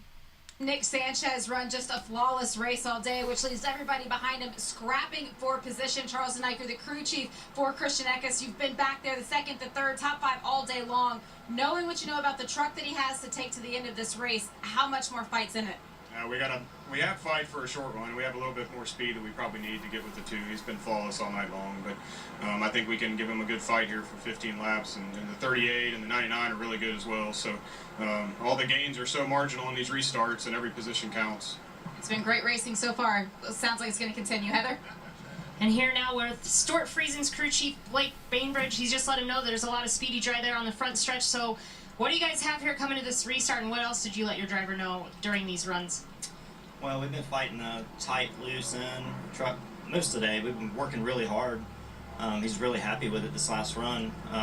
But now we're going to fight all the speedy dry and everything on the front straightaway. But if we can get a good restart and get a nice finish here, top 5 for Ferris, really appreciate them being on board for the first time. Really excited for the rest of the races. But and we'll see what we do here. It's going to be exciting. Yeah. All right, the 52 looking for yet another strong run here today. Like Bainbridge, new with the team. I like hearing from the crew chiefs, kind of things that they're thinking about. He said Stuart Friesen pretty happy with the truck there, but now the track conditions are going to be a little bit different. And hey, if you're just joining us now, you're looking for NHRA, stay tuned, watch the end of this race. You won't want to miss it. NHRA will follow us coming up right here on FS1. See if we can take an opportunity while we're in this cleanup mode, if we can check in with Nick Sanchez. Hey, Nick Sanchez, Phil Parsons, Jamie Little, Michael Waltrip in the Fox booth. You got a copy? I gotcha. Nick, you've been doing an awesome job, buddy. What a career-defining race for you. But you got a lot of really, really strong and hungry competitors behind you. Nick, how are you going to keep them behind you and go to victory lane with this thing? Yeah, thank you for that. Just got to keep doing what I've been doing on all the restarts. You know, protecting where I need to protect, and putting them in a position to where I'll benefit. So just got to keep on executing on that. You know, my whole team on the number 2 Gainbridge Chevy and Save Silverado is, they put together an amazing truck, and it's wicked fast. How anxious was that move when Zane was able to get by you on the inside? They got loose, and then you got by him, and the 99 was right with you there as well. Yeah, that was a wild moment. You know, I didn't put together the perfect set of corners on my end, so just got to protect myself from that. And I think cooling my stuff down on the third flag will help my case. All right, buddy, you've done an awesome job. Finish it off. Thank you, guys. Sounded like a crusty old veteran, didn't it? Yeah, he did. Talking about what he needed to do to close the deal, and that was a dicey moment when Zane got to the inside of him. What a great race that young man has driven, and he sounded cool, calm, and collected. Yeah. Those are the words that I was thinking as he was speaking, but that's Nick Sanchez, and he'll talk the same if he gets wrecked out of a race too. He's just cool and calm, and he watches, he knows what he needs to do, doesn't get flustered by anything, and obviously, I mean, you mentioned it, he's got the hounds ready to scrap right now. They're ready to attack. And then our interview with scrap. Blaine Bainbridge saying, it's going to be exciting. I think he nailed it. That's exactly what I was thinking about how this thing's going to come to the checker flag. And the caution flag has been displayed. That means we fire him up, get him back in order here. Well done by the team, by the track team, getting it all cleaned up. There was a lot of cleanup. And I want to mention that Trey Hutchins and the 14 Matt Mills and the 20 have been checked and released from the infield care center. So that's great news. Yeah, for sure. We have one truck on the inside not able to refire again. The track officials will get him pushed off and get him back in his proper spot. There is a wrecker right there. Oh, you got it going, yeah. That's Josh Rayome in the 22 truck. Josh being shown a little bit off the pace. Being shown 4 laps down. 27th position, but he's soldiering on. Things have been shaken up just a little bit. Looking down just outside the top 10, Haley Deegan in 12th. Haven't talked much about her today, been outside the top 15, so nice run for her.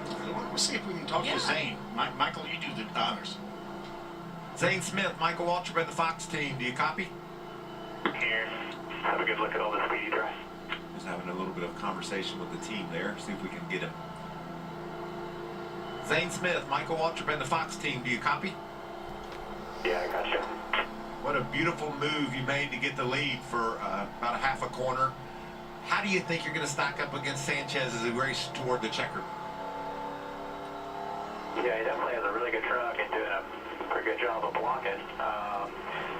We struggle with our truck. He got in a lot better today, and I feel like we're okay in in clean air, but struggle with them in dirty air clearly. So we'll keep fighting, keep through the front row here, and hopefully get a good push from the 19 or whoever else that is, and get out front and hopefully pull away. Well, That sounds like a plan. It's been fun to watch. We look forward to seeing you race to the checker, bud. Thanks. Doing a good job of walking. Isn't that what he's supposed to do? That's right. Stay behind me. Winners this season, Zane Smith. He's won 2 of them already. Kyle Busch at Las Vegas and Christian Eckes with that big win for Bill McAnally at Atlanta. Yeah, 2 of these guys certainly have a chance at this one. Kyle's not going to win this one, I don't think. No, he's going to try to win tomorrow. He's going to win tomorrow. He's pretty good at Richmond. Yeah, he's already won this year in the Cup Series as well. So. Remember back in like 10 years ago, these weekends where Cup was one place, Xfinity was one, Trucks was another, Kyle Busch would literally fly to all of them and race. Unbelievable. We're excited to drop the green flag. Stay with us right here. We'll have a little less than 20 laps to go by the time they get everything completely cleaned up and ready to go for this next restart. Marco Mon, Alan Gabriel Lujan, thanks for tuning in here recently. 150 people watching as of right now in the chat. Be sure to like and subscribe for more daily NASCAR content. Before we get to the end of this race, you'll get to hear from your race winner as well as the top finishers. It sounds like they have gone past the scheduled airtime with this red flag that we have seen late in this race as a result of a 4-truck accident off of turn 4. Unfortunately, Dean Thompson had been stretchered into the ambulance on the front stretch. No word on his condition as of right now. Hopefully he is okay. He did get out of his race truck following a couple of massive impacts on the front stretch. But then he then quickly sat down outside of his truck where the safety crew ended up helping him out from there. You did hear that a couple of the other drivers involved in the incident were checked or released from the infield care center, so just kind of waiting on the word for Dean Thompson. Hopefully everything is okay with him, and we wish him the best. As far as the finish of this race goes, Nick Sanchez will be the leader on the restart. Zane Smith will probably be on the front row along with him on the restart, more than likely you'd have to imagine. Sanchez will probably go with the bottom lane. It has worked out for him every single time. We'll see if he'll be able to make it work one more. At least one more. Alan Williams, welcome into the stream also. 99 likes on the stream right now. Just one away from 100. Be sure to hit that like button again if you haven't done so. Make that 100. Okay, there we go. Well, still hit the like button if you haven't done so already. Let's see if we can get that up even higher before the end of this race.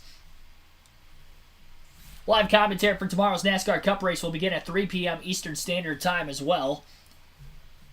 So you'll want to tune in for that one. The race will be on Fox Sports 1, so if you're unable to watch it, definitely tune in. This may be your only way of being able to know what's going on as the race happens, as well as every other NASCAR race for the Truck, Xfinity, and Cup Series for races I don't go to in person. Planning on going to Talladega for the full weekend for Xfinity and Cup. ARCA on Saturday as well. So I know I said that for COTA earlier this last week, but I made the late decision not to go there. I should be able to go to Talladega pretty much. So looking at making that one, and that'll be my first race for 2023. And we'll have some race highlights from the grandstands from all the races that weekend. No live commentary will be that weekend of Talladega, but we'll have it the weeks leading up and the following weeks after.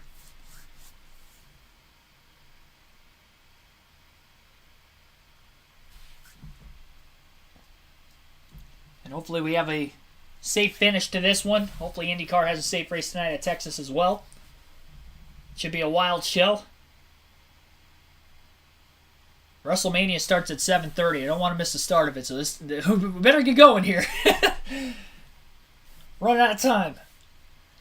They haven't gotten the one-to-go signal this time. Sanchez elects the inside for the restart. No surprise there. Zane Smith on the outside of row 1 as predicted as well. Carson Hocevar is going to be on the inside of row 2. Christian Eckes will be on the outside. Row 3, Stuart Friesen will be on the inside. Ben Rhodes up high.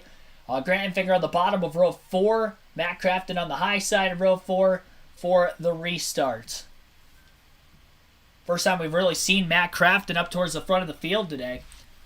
Got an interview with crew chief of Ben Rhodes' racetrack. He chose the outside. Why? The last time we went to the bottom and it didn't work out for us. We lost too much momentum. So we decided this time we're going to the top no matter what, no matter how many rows we lost. Thank you. Well, you got to have a plan. Yeah. You know, it looked like Carson Hocevar had a heck of a plan on that last restart. Watch some of the moves he made. You're talking about getting it done in a hurry. There he goes up the middle. Hello. 3 wide. C's parking for him. What a great move to get into contention to win this race. We know how aggressive he is. And look, it just opened up enough for him to get in there. And he took advantage. Just barely. Just barely. Oh, good. Threading the needle for the 42. Here comes Stuart Friesen behind him, and we know. So here we go. Potentially the final restart of the race. Any of them could be the final one when you get this late in the going. Nick Sanchez will lead the field to the green. Got a great push from behind from Carson Hocevar as they got through the Geico restart zone. Zane Smith, though, with a good launch on his own right on the outside of the two. Sanchez having to block the bottom on Hocevar, getting down into turns 1 and 2. The 19 goes really wide in the middle of 1 and 2 as he got tight in line behind Zane Smith. Hocevar to the inside of Smith off the exit of turn 2 for second place now. Not going to be able to hold on alongside Smith. Side by side for third between Hocevar and Friesen.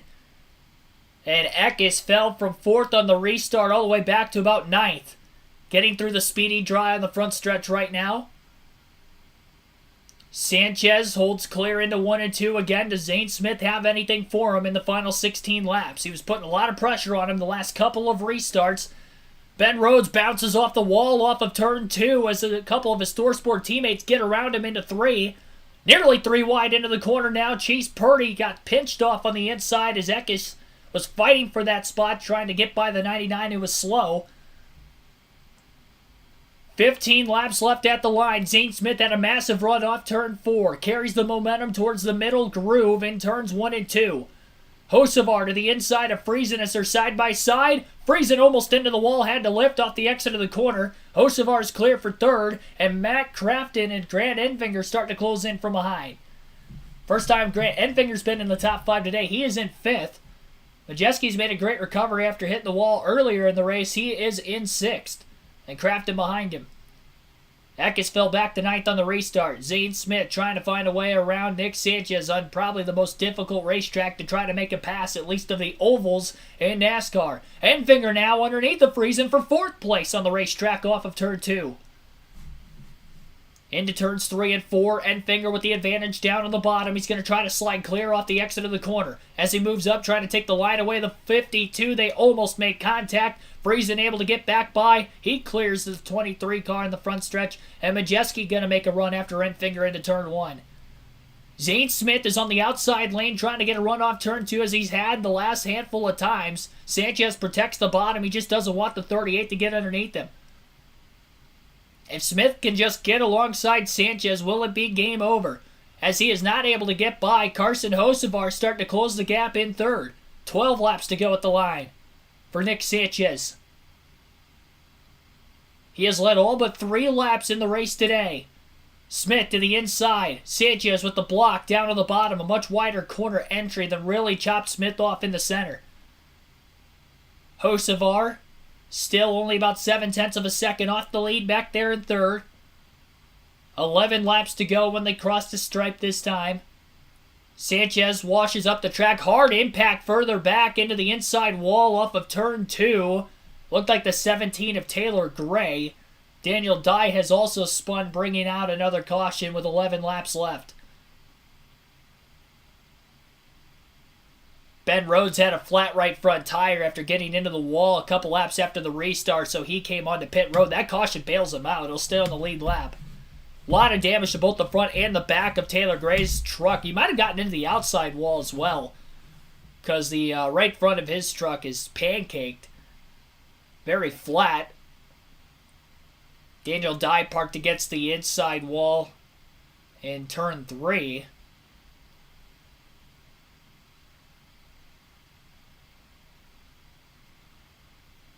Looked like Taylor Gray had contact from a truck underneath him. Chris Wright in the 0-2 squeezed Gray into the wall. Around he went afterwards, and then hit the inside wall head on as well. Tough break there for Gray. Nothing of his own doing there. Trying to tell who else spun. I couldn't tell who it was. There were a couple other trucks that were spinning down towards turn 3. And I couldn't tell exactly who it was. There were a couple trucks that got together trying to miss the spinning 17 truck to the inside. Daniel Dye spun behind all of that.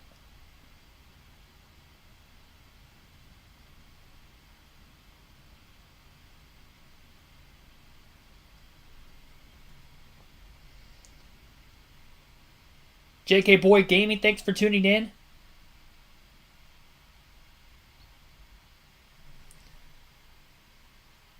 GRY BYX, also welcome to the stream. Welcome in from Australia.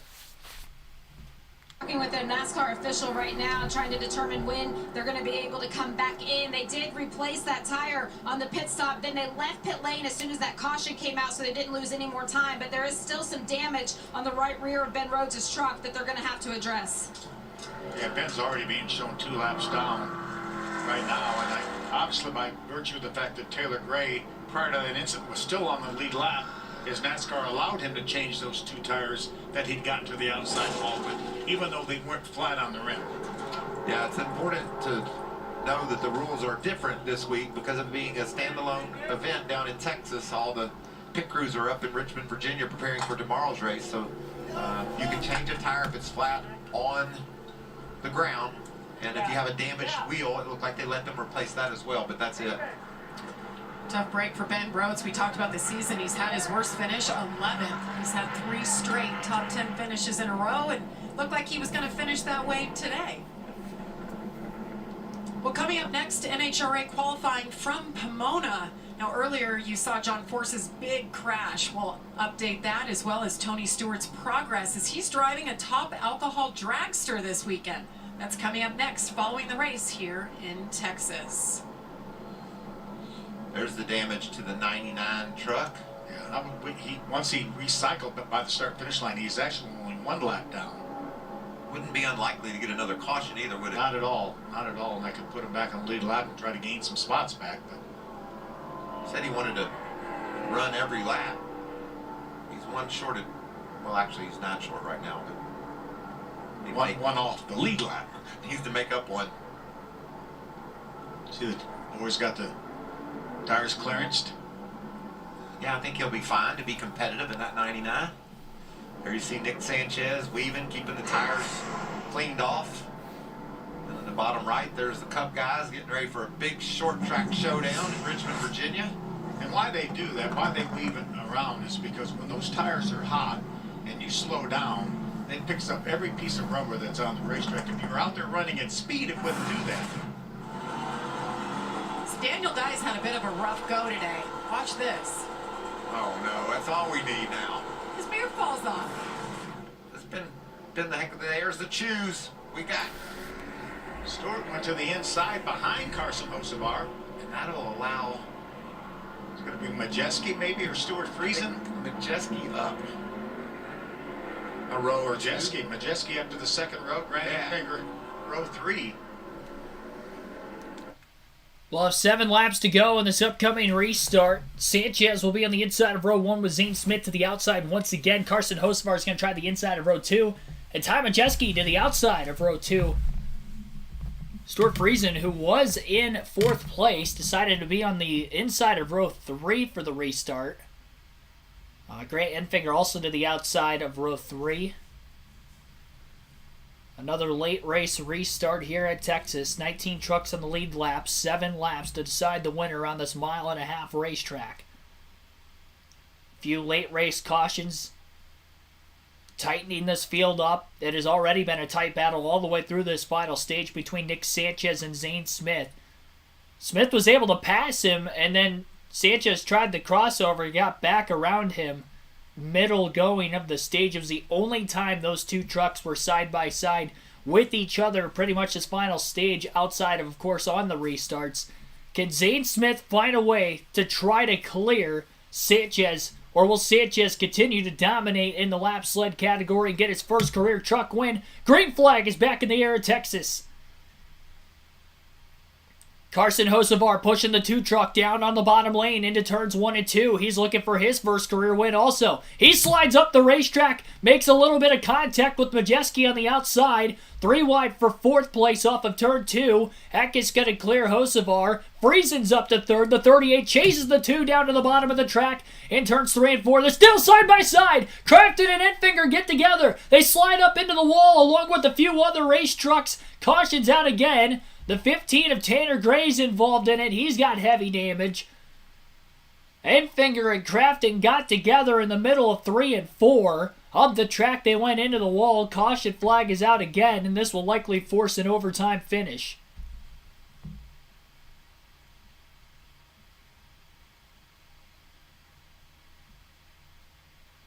Gray may be having the most of the damage. He got pinched into the wall between the 23 and the 88.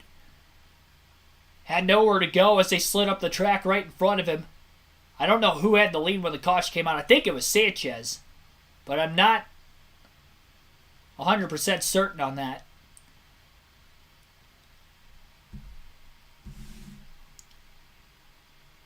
Danny Rosenberg, welcome in from the Netherlands also.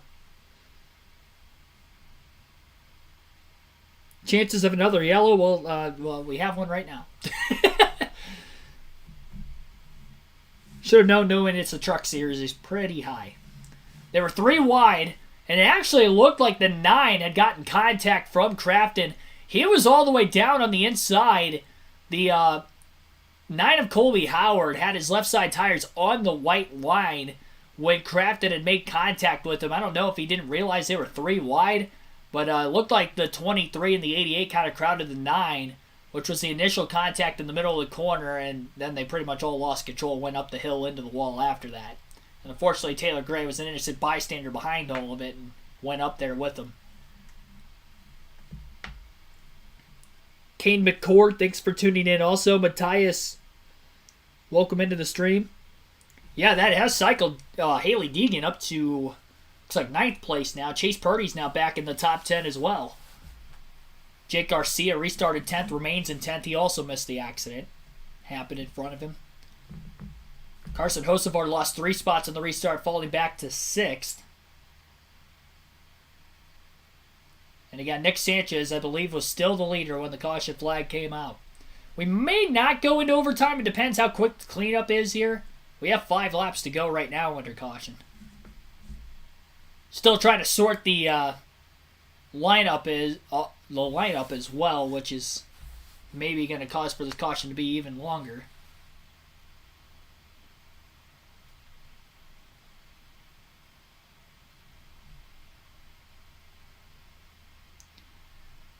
I have not heard anything from Dean Thompson yet following the crash. If I do hear anything for the end of the stream, I will let you guys know. But they haven't mentioned anything over the air so far for Fox.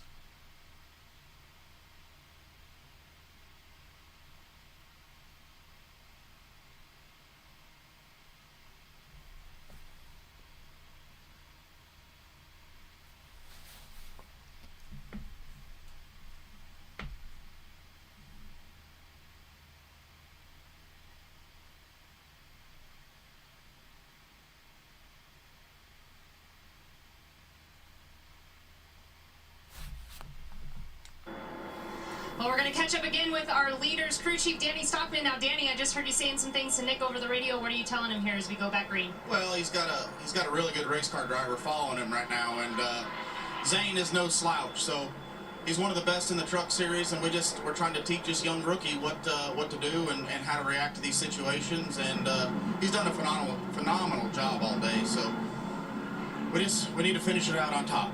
He sounds pretty calm and collected. How are your nerves doing? Yeah, I'm pretty calm and collective. Their nerves are high, but I think he can get the job done. So it's been a fun day. All right, keep an eye on that too to see if they can get it done here for their first career win. Jamie, what do you think about that? That's an understatement, wasn't it? It's been a fun day. I mean, they've been so dominant. He does seem very confident, though, doesn't he? Sure does. Danny Stockman is calm as his driver. Every lap that goes by, I get more confident about Nick Sanchez pulling this thing off. But this is going to be a crazy finish. Zane has thrown everything at him that he has, and Nick's So far, it's been unflappable. You know, and when laps wind down, Zane's going to get even closer to that right rear quarter panel of that 2 truck of Nick Sanchez, trying to get him loose under him. It's a risky game because if he gets too loose, he's going to take Zane out. They're both gone, but that's the game you got to play. Be interesting to see what Zane does on this last restart. Patience wearing a little thin on the blocking. I just think getting more and more aggressive. I have not seen aggressive blocking by Nick Sanchez. No, I think he's just a tired race. He's driven a perfect race. Not overly aggressive, I should say. NASCAR overtime. He hasn't made contact with blocks, so he's made clean blocks, which is good. Here's the rules for the overtime. It's a 2-lap shootout. If the leader takes the white flag, the next flag ends the race, whether that's caution or the checkered flag. Caution prior to the white means we'll rack them up and we'll do another. Okay, just kind of last week there was multiple overtimes in the Cup Series, wasn't there? Three overtime. And then we go back to Atlanta in the trucks. We came to the checker flag with the caution in the air. So had a big crash on the last lap. Been a lot of action in NASCAR in 2023. Gotta keep your head on a swivel. That's right. Carson Hocevar was right up there in the front. Now he's back in the 6th position. Let's see how this choose shakes out. Been a lot of strategy around the choose today. So if we don't get another overtime restart, they'll go 1 lap past the scheduled distance here. This will be our first attempt at an overtime restart. Again, attempts are unlimited, as we saw in the Coda Cup race last weekend. Hopefully we just get the 1 attempt here. If they get to the white flag, then if the caution comes out, the race is over. Sanchez will elect the inside for the restart. Again, no surprise there. And no surprise that Zane Smith will be on the outside of row 1 as well. Row 2, Stuart Friesen will be on the bottom. Christian Eck is up high. Carson Hocevar inside of row 3. Ty Majeski to the outside. Chase Purdy inside of row 4. Corey Heim to the outside. And then I believe Haley Deegan on the inside of row 5. Jake Garcia on the outside there. So that will be the top 10 for the restart. Again, our first overtime attempt. Nick Sanchez has led 162 of 165 laps today. He has fended off the field on all these late race restarts to date. Can he now get this final one to try to get the win on the green, white checker Dash for Cash? The Dash for Cash into SpeedyCash.com 250. Chatter 80, ZD, thanks for tuning in. Here we go. Coming to the restart. Kyle Busch is not racing today, Regine.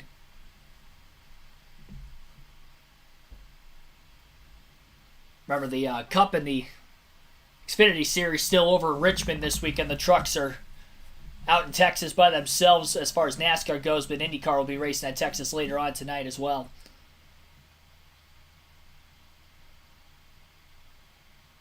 Pace truck is on pit road. Sanchez leads them into the restart zone. Green flag back in the air. Can Zane Smith get it done on the outside this time? He got a great launch on the front stretch heading down into turns 1 and 2. Hocevar took a peek to try to go 3 wide for third under Friesen and Eckes. Didn't do so. Sanchez may have clipped the white line. He wiggled a little bit, almost making contact with Smith. Spin. Off turn 2. Lawless Allen's around. Caution is out. I think Sanchez was in the lead. Second time Lawless Allen has spun off turn 2 today, and we will have a second attempt at an overtime restart. This time he made contact with the inside wall, it looked like, or at least something on the inside, because he's got a little bit of damage to the left front.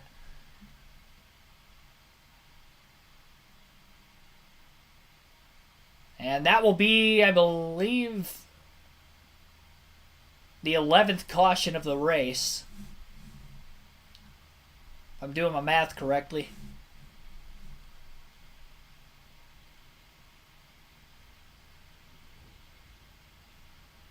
I did live commentary for the Xfinity race earlier. We had it.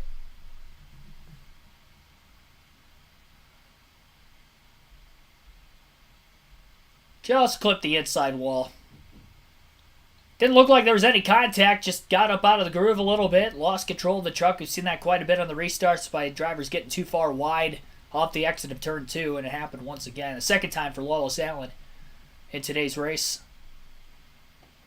JR Two Wheels, thanks for tuning in.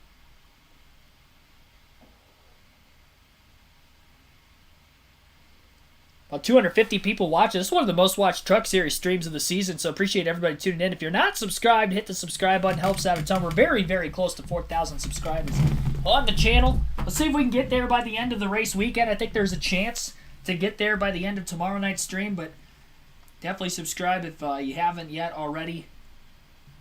And hit the like button as well. I know we've already hit our goal of 100 likes on the stream, but let's see if we can get that up to 150 before the end here.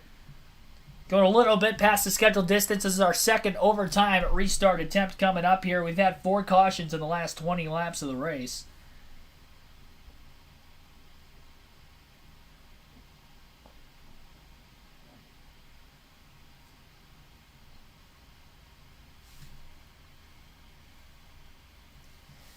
Luckily, they have like a holster they can put the flag in, I think, up at the top of the flag stand, so I don't think he has to wave it every single time. He just has to hold it there in the wind.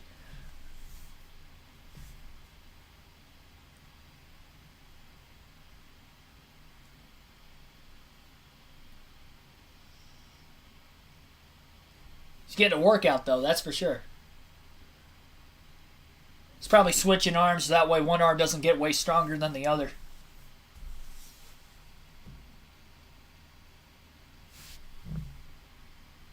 Haley Deegan wasn't really that upset. The reason was they didn't have the truck trimmed out for qualifying. She knew coming in here that handling was going to be much more important, and there wasn't a whole lot of track time for practice, so they went that route instead, and it's really paid off for them. She has the truck that she's needed to be able to move up through the field. She's been looking to craft the top 10 all season long, and right now she's sitting 9th, so we'll see if she can hang on to it and finally stay there for the checkers.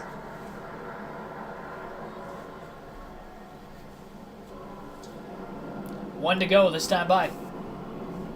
We're choosing.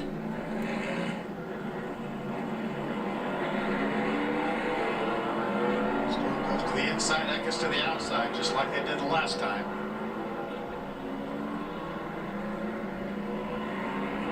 Mid roads, there you see the orange truck. He takes the outside. Whoever's position matters. Racing for a championship. Remember the previous restart, he had to start at the very tail because of the pre-pass. Now he can line up where he chooses. Look how treacherous it looks up high off turn 2. That makes me nervous just looking at it. Got an update on Dean Thompson in the 5 in that big hit a few cautions ago. He is still being evaluated in the infield care center, so we're certainly thinking about him because that was a big hit. So NASCAR telling us he is continuing to be evaluated in our infield care center in Texas. Well, there's the latest update on Dean Thompson, as you heard from Jamie Little in the Fox booth. We're about to be going green as the field is just getting into turn 4.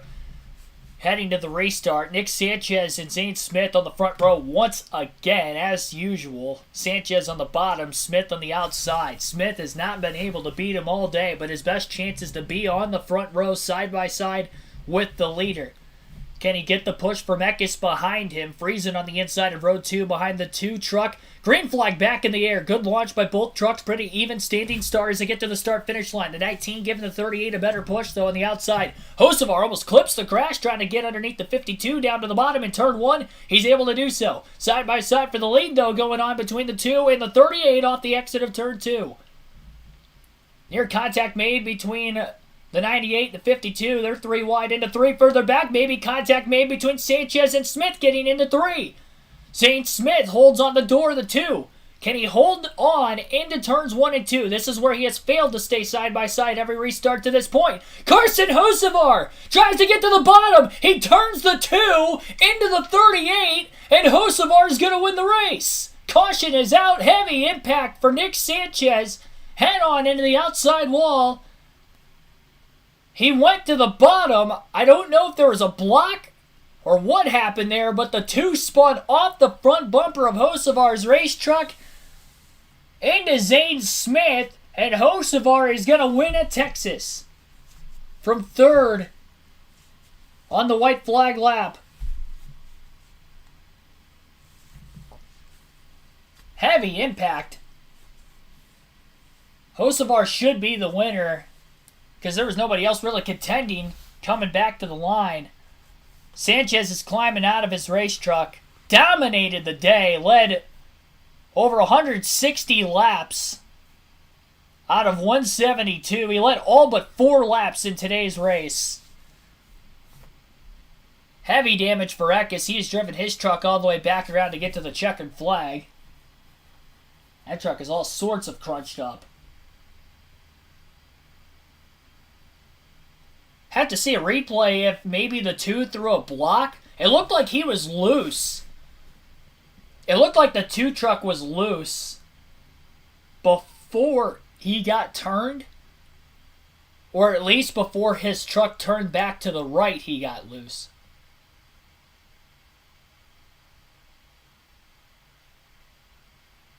We'll go through the unofficial results once we hear from your race winner, Carson Hocevar.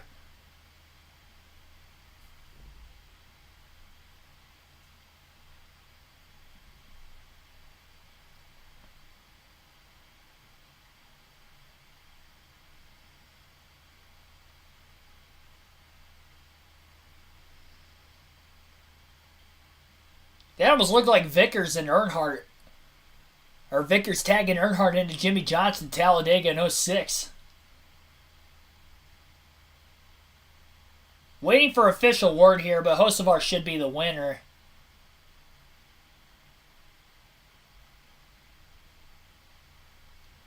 First truck win of Hocevar's career. It'll be the only lap he led all day. Really wasn't in the top 5 all day until all these late race restarts. You just hate to see Sanchez, who dominated the race. As unofficially, he has scored 15th. Sanchez is. He led all but 4 laps. 168 of 172.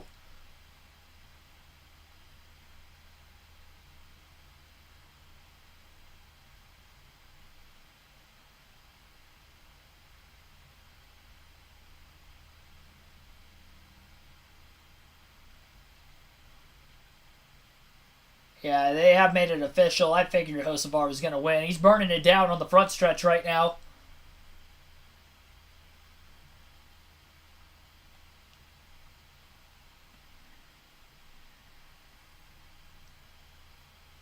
Chase Purdy is in second.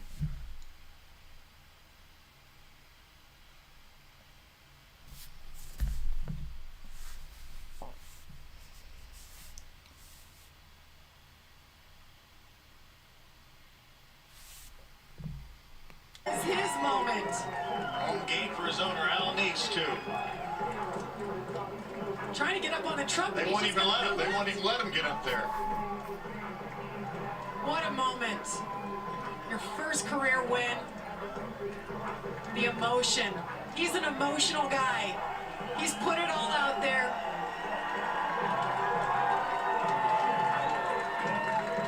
His mom.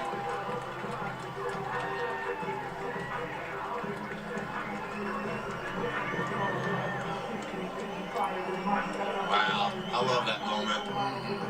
I mean, as sad as I am for Nick Sanchez, I'm equally as happy for Carson Hocevar. Carson Hocevar started this race 5th.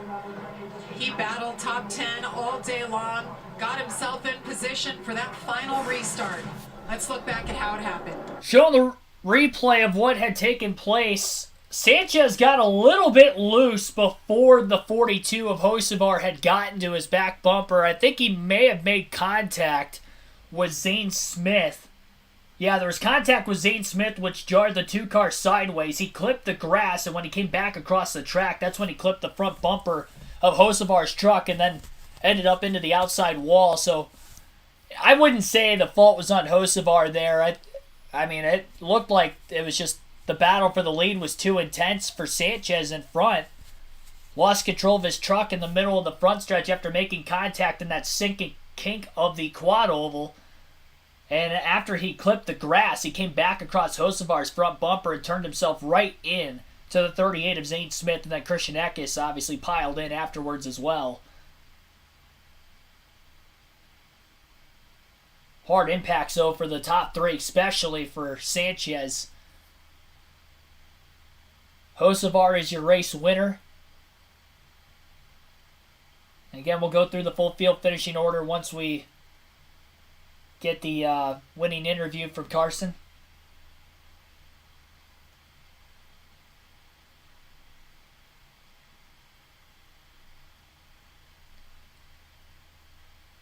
Again, I don't really put the blame on Hocevar there. I think he just happened to be the driver that was in third when Sanchez came across his front bumper. The initial moment of the two getting loose was because of contact with Zane Smith.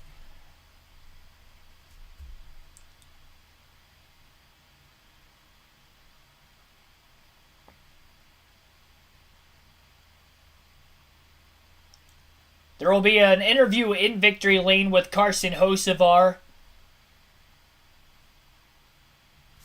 But here is Chase Purdy, who finished second. That one, take us through what you saw. Yeah,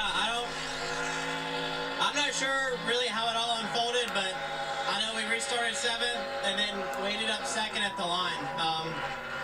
Just being in the right places at the right time. You know, I think at one point with like 2 or 3 to go in a restart, we were 12th. So just nobody gave up on this 4 team. Really proud of everybody at Cowboys Motorsports. We had a really fast Bone Buggy Silverado. So yeah, I still don't know how all that unfolded. I just kept my foot in it and held it wide open, and we got here. So overall, really good day. Chase Purdy with a career best finish of 2nd place. Jamie? Well done for that young man. I love that kid. Talking about him. See him down in the garage area, always a big smile on his face, very humble, very thankful for this opportunity, and drives that Ford truck to a 2nd place finish. Yeah, Jimmy Villeneuve with a great job as a crew chief. How about another great finish? Haley D.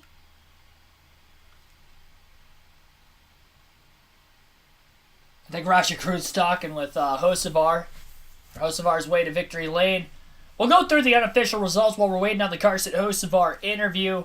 If any other interviews pop up before then you guys will get to listen in there. But Carson Hocevar gets the win today under caution on the final lap of the race. His first career win in the NASCAR Craftsman Truck Series. He'll be the 3rd different Truck Series regular to win this year, so that will lock him into the playoffs. Chase Purdy gets a career high, finishes 2nd. Stuart Friesen ends up 3rd. Ty Majeski 4th, and Haley Deegan ends up finishing in 5th. Jake Garcia in 6th, Ben Rhodes 7th, Jack Wood recovered for an 8th place finish, Corey Heim 9th, and Ryan Vargas will round out the top 10. Chris Wright in 11th, Mason Massey 12th, Matt Kraft in 13th, Christian Eckes 14th, Nick Sanchez 15th, and then Zane Smith last truck in the lead lap at 16th.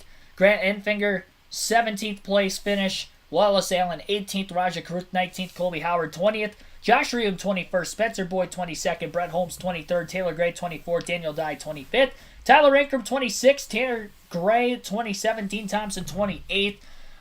Best wishes with him after a scary crash on the front stretch. He's still being evaluated in the infield care center as far as we know. Armani Williams finishes in 29th, Trey Hutchins 30th, Matt Mills 31st, Matt DiBenedetto 32nd, Keith McGee 33rd, Chad Chastain 34th. Here's your race winner, Carson Hocevar. He was there when it counted. He's had to endure a lot in the last year. Yes, he has. Broke his ankle. Sonoma. Charlotte. Charlotte. Wait to Sonoma. Put him on the pole. We have talked about him a lot. He broke his ankle at Gateway, by the way, not at Charlotte or Sonoma, but yeah. When is he going to get that first win? Well, the answer is today. You think that maybe the key to this victory was that awesome restart we showed the replays of? Blowing through the field, gaining all those positions, and getting in a position to be where he's sitting. He's a man known for the hats that he wears, getting that hat just right, the flames, the heat in that victory lane right now. Carson Hocevar climbs from his truck. He is a winner in the Craftsman Truck Series, and Jamie Howe is there. Carson Hocevar's 59th career start, and you burn these tires down all the way into the victory circle here. You've had moments to think about it. How does winning now compare to what you had imagined for all these years? Yeah, I didn't think y'all were gonna talk to me. To be honest, I figured I was gonna talk to y'all there, but I'm just excited. I didn't mean to get into the 4, obviously. I just went to give him a push, and they were sideways. The second I hit him, he was gone. So I think he's talking about I the 2, by the apologize way. to them. I'll take the fall for it. I wrecked a Chevy, but hopefully Chevy is in victory lane, and I'll go talk to him. But he deserved to win for sure. But all the times that we're not the fastest car and we don't, like, or all the times we're the fastest car and I don't win, and this team don't win, and they deserve to win more than anything. And I finally can stop getting the same question asked so many times. So we didn't deserve to win today. We're just in the right spot at the right time. With 1 to go, what did you see out the windshield?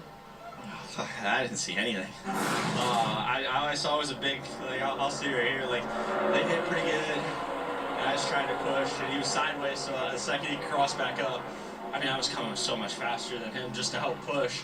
He crossed left, crossed right, and he's sideways, so the second I touched him, he went around, so I didn't mean to tear up any race cars, I'm sorry, but I wasn't expecting that to happen. So this guy right here next to me deserves all the credit. Out in East, he believed in me when not a lot of people did. Wex, Chevy, Worldwide Express, Sparco, everybody.